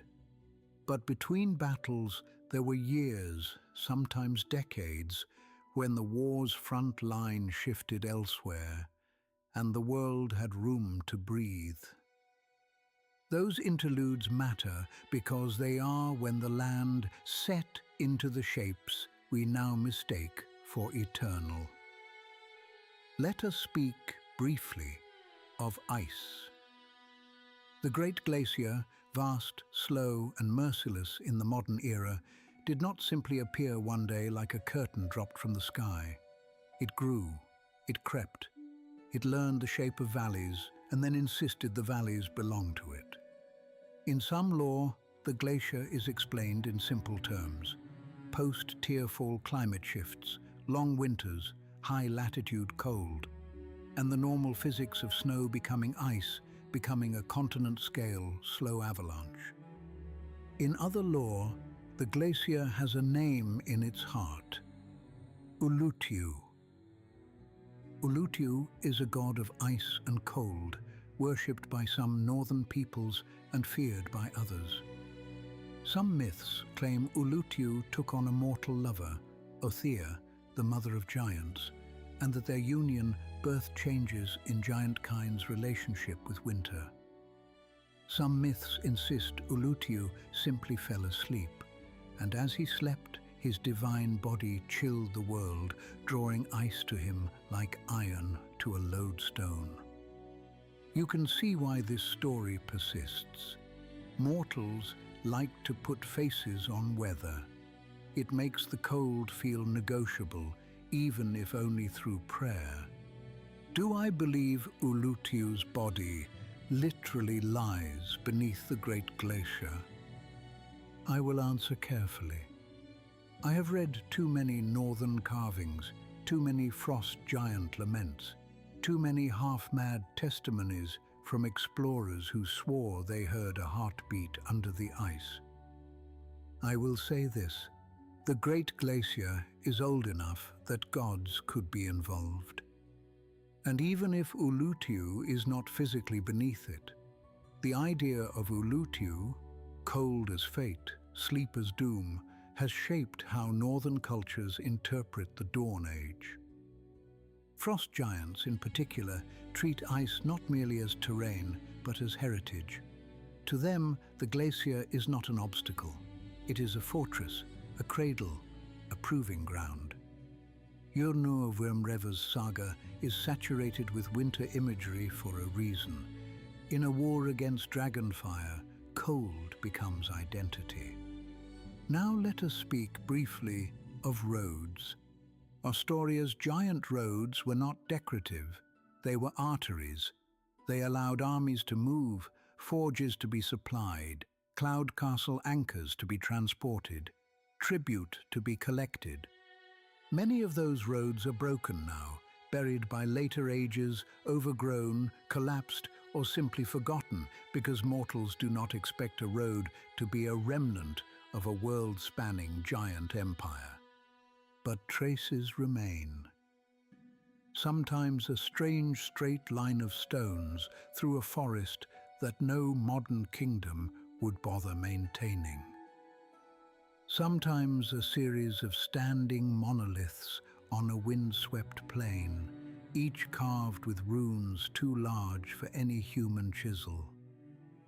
Sometimes a cliff face with a wide, unnatural notch, once a ramp for something enormous.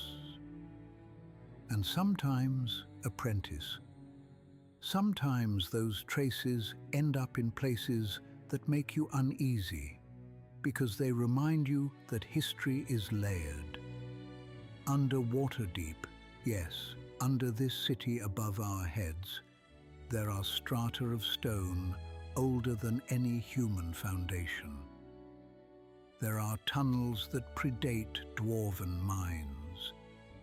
There are chambers where the rock itself carries scars that do not match under mountains' more recent madness. In my own archive, I keep a fragment of rune-carved stone, no larger than your forearm, chipped from a slab found in a deep collapse far beneath the city's oldest sewers. The rune upon it is incomplete. It might be a warding rune, it might be a marker rune, it might be a piece of an Ostorian milestone that once stood somewhere far to the north before later cataclysms dragged it, folded it, buried it, or it might be something else entirely. But when you place your hand near it, the air feels heavier, as though the stone remembers being part of a world where giants walked and expected the ground to obey. I tell you this not to frighten you, but to anchor you, to remind you that the Dawn Age is not elsewhere. It is under your feet. Now let us speak briefly of hordes. The Tearfall broke empires. The Dawn Age War broke nations, and in the wreckage, objects moved. Creator race relics, Saruk plates, Batraki stormstones, Ayari wind glyphs did not simply vanish. Some were destroyed, yes. Many were buried, but some were taken. Dragons took them because dragons hoard what is rare. Giants took them because giants build with whatever can be made useful. And smaller peoples took them because scavengers always exist in the shadow of war. This is one reason later ages stumble into trouble. A wizard finds a mysterious stone in a ruin and brings it home, not realizing the stone was once a Batraki storm anchor that can call hurricanes when it hears the right song. A dragon keeps a pretty scroll in its hoard, not realizing it is one of the nether scrolls or a fragment thereof, and later, when a clever human steals it, an entire arcane empire is born from that theft. A giant clan preserves a shard of Vonindod, not realizing that merely having it makes them a target for every dragon that remembers the Colossus. Objects carry consequences. That is the secret terror of the Dawn Age. It does not end. It merely spreads out into relics, into stories, into grudges that wait.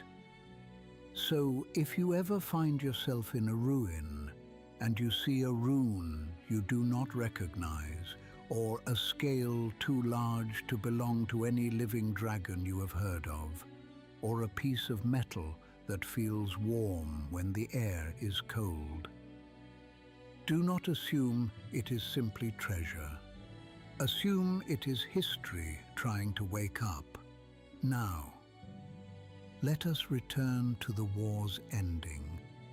Because the more you understand the war's texture, its storms, its roads, its ice, its hordes, the more you understand why the truce that followed was not a clean conclusion, but a pause between arguments. There are 3 dominant endings told for the 1,000-year war, and a handful of lesser ones that cling to them like barnacles. I will give you the 3, and then I will tell you what I think is most likely. First ending, the dragon's fracture. In this telling, the war ends not because giants win or dragons win, but because dragonkind turns on itself. The pressure of the war, the casualties, the wounded pride, the terrifying existence of Vonindod, the emergence of giant heroes like Yurnur, forces dragons into political crisis. Chromatic dragons accuse metallic dragons of being hesitant, of holding back, of caring too much about collateral. Metallic dragons accuse chromatics of making the war worse, of treating every giant settlement as a bonfire for their egos.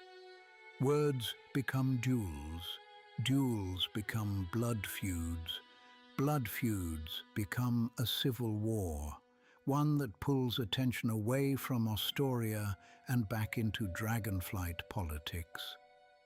In this version, the giants survive because the dragons become too busy fighting each other to finish the job. This has the flavor of truth. It is entirely plausible. Dragonkind is famously prone to internal rivalry. Even in modern ages, dragons struggle to unify unless an outside threat is so overwhelming it forces temporary cooperation. Second ending, the gods intervene through play. This is my favorite ending, not because it is the most factual, but because it is the most revealing. In this telling, Anam Allfather and Garrix meet. Not on a battlefield, not in a temple.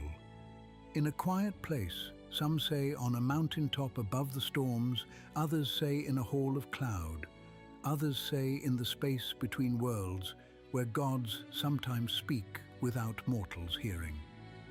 They meet to decide whether the war will continue, and instead of wrestling or hurling lightning, they play a game.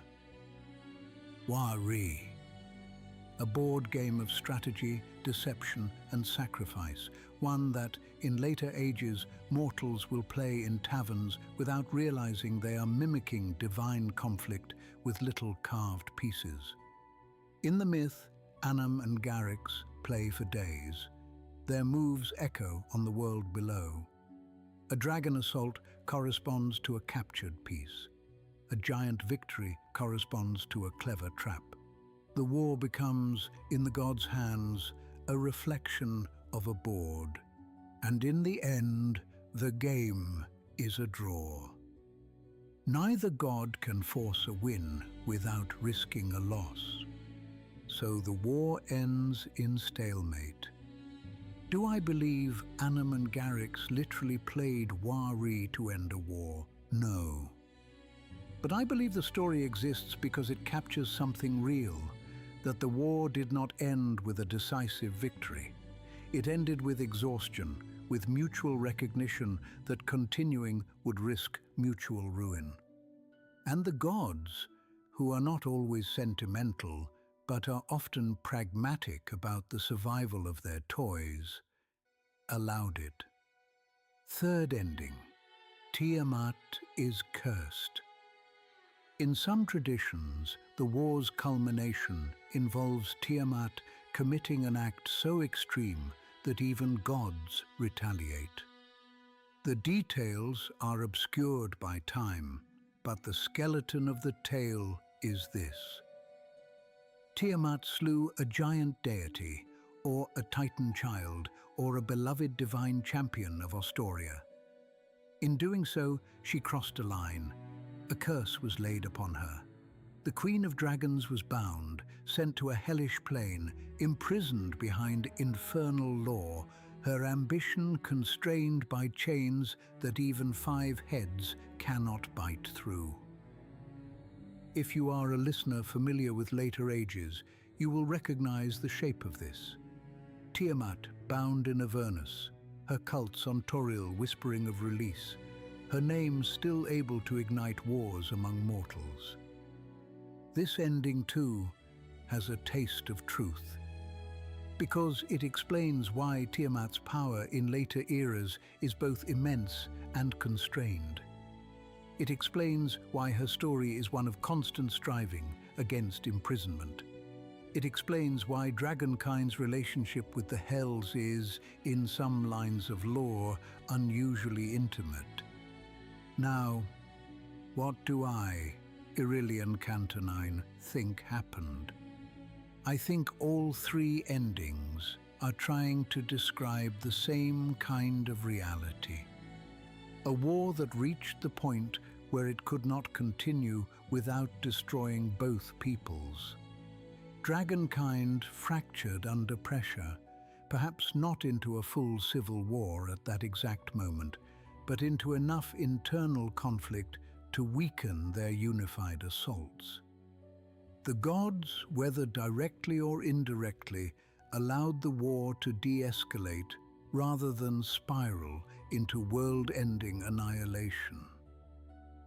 Whether that intervention was a literal game, a divine decree, or simply the subtle shifting of fate's currents, the effect was the same.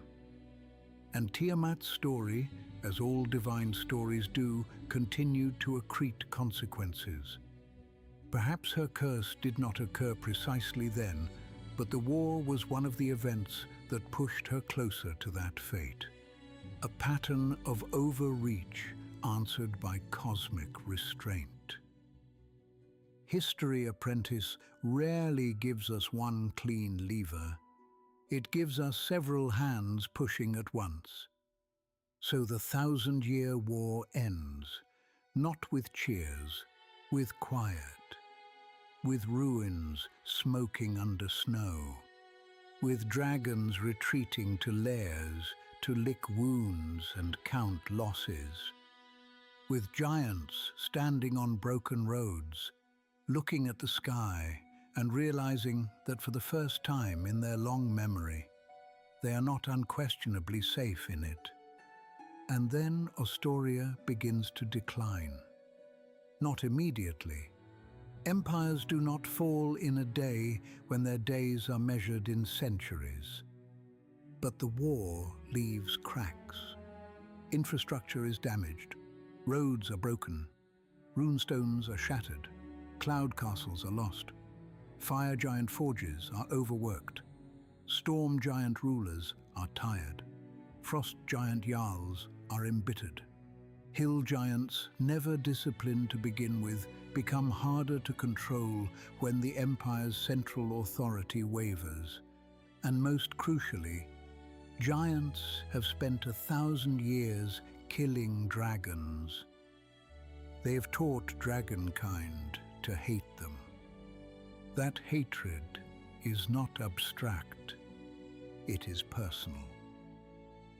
Dragons remember the face of the giant who scarred their wing. They remember the name of the jarl who stole their clutch. They remember the runestone that burned their scales. They remember the sound of Vonindod's footsteps. So even after the truce, even after the great armies stand down, dragon raids continue, smaller, sharper, more vindictive. A giant outpost burns, a dragon's lair collapses, a cloud castle disappears in the night. A mountain pass becomes a graveyard of bones. Ostoria, already stretched across vast cold lands, cannot keep bleeding forever. Its reach shrinks.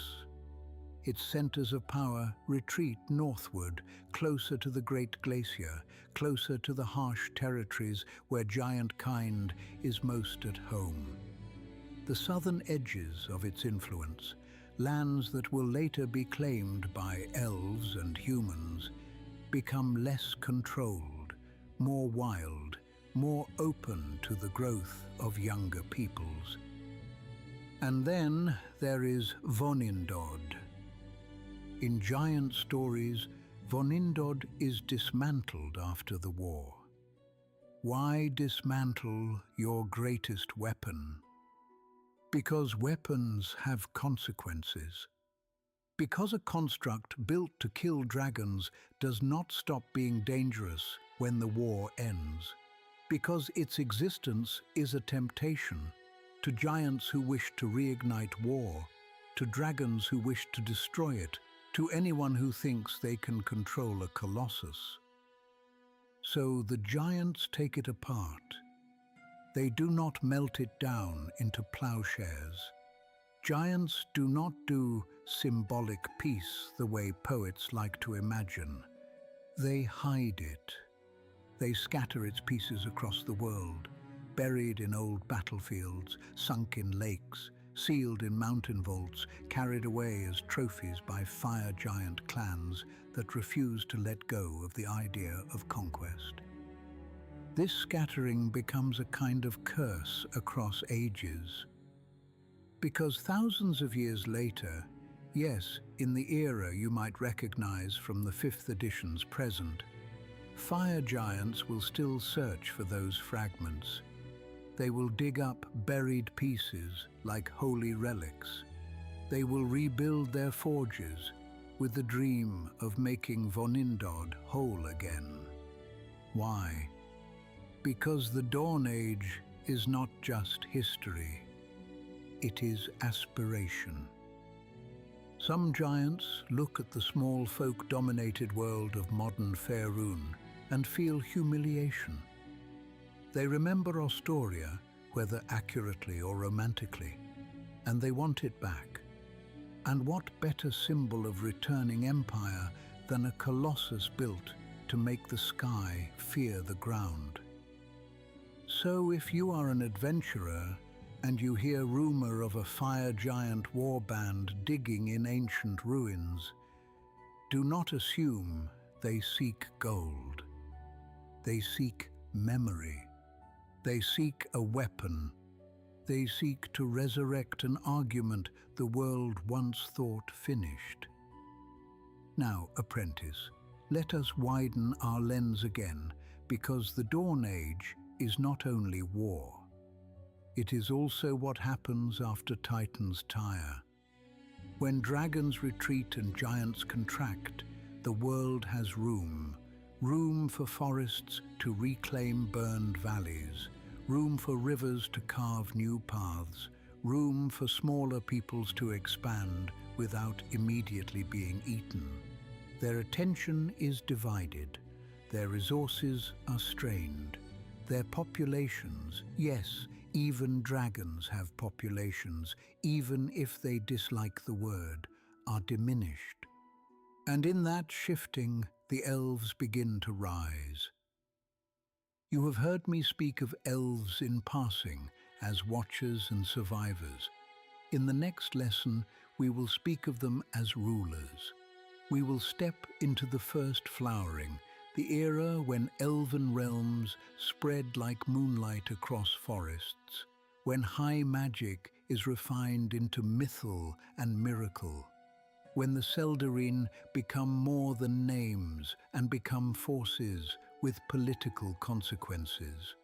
You will meet the early elven nations, names like Arivandar and Ilifan, Keltormir and more. You will hear how elves, newly confident, begin to reshape the world not through brute force, but through artful, terrifying magic. And you will learn that elves, too, are capable of hubris. For every age has its arrogance. And every arrogance becomes a lesson later.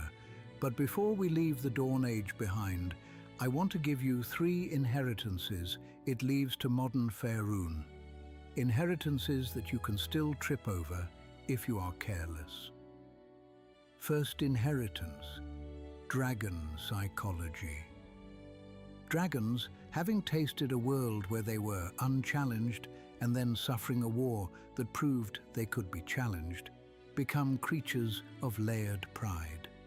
They hoard harder, they plan further, they become more likely to manipulate rather than simply burn, because manipulation reduces risk. Some dragons retreat from open empire into solitary dominance, preferring a lair that can be defended rather than a kingdom that can be invaded. Others dream bigger than ever, convinced that the only reason they ever lost anything was a lack of unity.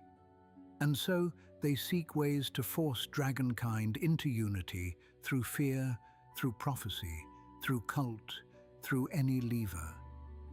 You will see echoes of that in later ages, in draconic tyrannies, in cults that worship dragons as gods, in the way even good dragons can be possessive and paternalistic.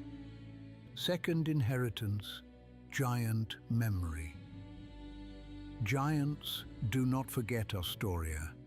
They do not forget the Ordning's promise that each giant has a place and that place is justified. When Astoria declines, that memory becomes both wound and motivation. Some giants become smaller in ambition, content to rule a valley, a fjord, a mountain pass. Others become obsessed with restoring the proper order of the world. That obsession is why giants in later ages will sometimes march south again. It is why they build fortresses atop ancient ruins. It is why they become involved in conflicts that on the surface seem like monsters attacking towns. But beneath that surface are empire dreams stretching back to the Dawn Age. Third inheritance, artifacts. Von Indod's fragments. Giant runes carved into stones no human can lift. Dragon hoards that include creator race relics. Ruins of cloud castles buried under snowfields. Fossilized battlefields where dragon bone and giant bone lie tangled. These are not merely curiosities. They are plot engines. They pull modern people into old stories. They tempt wizards. They lure adventurers. They inspire cults. They ignite wars. And that, apprentice, is why I tell you these things. Not to impress you with how many names I can recite, but to arm you. Because a modern traveler can walk over a hill and find a mysterious ruin and have no idea that they are stepping into the shadow of a war that lasted 1,000 years. And ignorance in Faerûn is often lethal. Now, we have traced the arc from the Tearfall's falling rain to the Dawn Age's burning war, from the creator race's collapse to dragons and giants testing each other's claim to the world. We have watched Astoria rise in rune-carved grandeur and begin to crack under the weight of its own conflicts. We have met Von Indod, the colossus of fire giants' ambition, and Hjörnur Wormrever, the frost giant hero who proved a single will can become a legend. And we have seen how even gods, whether through direct intervention or through the slow shaping of fate, allow stalemates when victories would be too expensive.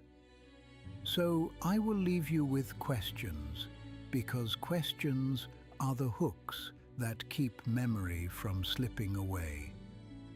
First question.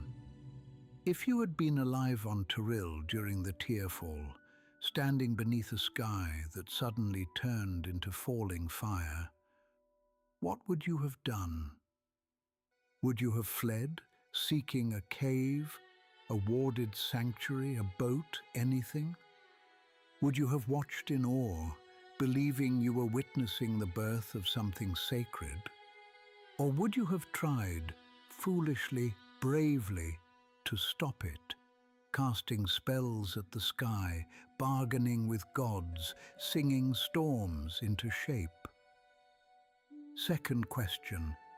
If you could walk one corridor of Astoria at its height, one giant road lined with runestones, one cloud castle hall hung with banners, one fire giant forge where Vonindod's heart was hammered into being, what would you want to see most?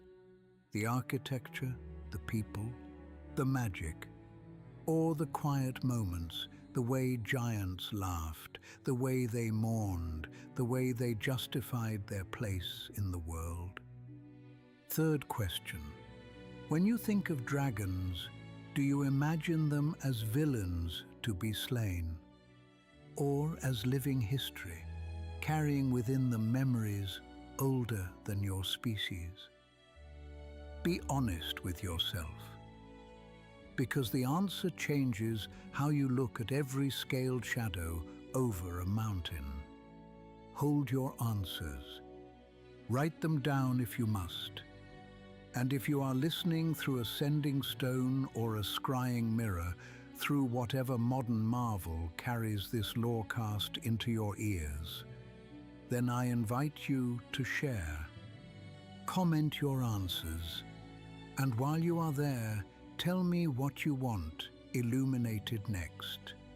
A specific battle, a specific ruin, a specific god, a specific dragon, a specific giant clan, a specific artifact. Times, characters, factions. The realms are large, and my shelves are patient. Next episode, we step into the first flowering, the elven ascendancy that follows the Dawn Age's exhaustion. We will speak of early elven realms, of the Seldarine's influence, of high magic's first truly world-shaping uses, and of the seeds that will later sprout into tragedies like the Crown Wars. Yes, apprentice, we are approaching the long shadow of elven conflict, the division that will one day turn dark elves into drow and stain elven memory for millennia. But we do not rush. We walk there properly, with dates and names and context, because to understand an atrocity, you must understand the pride that made it feel reasonable to those who committed it. And now we end tonight's lesson. A brief word before you climb back up into Waterdeep's noise. This episode is brought to you again by Dharma Web Solutions, masters of crafting robust web applications and solving the thorny challenges of the modern internet. Whether you need an elegant front end, a scalable back end, or a seamless integration of the two, visit dharmawebsolutions.com. And yes, there is more.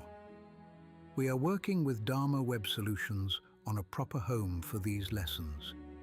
A website and archive where transcripts, timelines, and law references can live in one organized vault. Something sturdier than scattered notes and fleeting posts. When it is ready, I will tell you. When the doors open, you will be invited. Merch is coming soon as well. Hats and shirts for those who want to wear a little candlelit stubbornness in the daylight. I will announce those when the first shipment exists outside my imagination. If you enjoyed this lesson, and if you have the generosity for it, leave a rating. A single star or 5 may seem small, but in a world ruled by algorithms, small offerings keep candlelight from being snuffed. And one more thing. If you make ambient or cinematic music, and you would like your work considered as a background track for this lorecast, we have an open submission policy. Send your track, your name, and your preferred credit to taleofthelich at gmail.com. If your music fits the mood of old stone and slow wonder, it may find a home beneath these words. Until next time, my apprentice. Close your notes, cap your ink. Step back into the city above with a mind full of older silence. And remember, the sky has fallen before. It can fall again. Good night. May your path be well lit, your quill always sharp, and your memory harder to kill than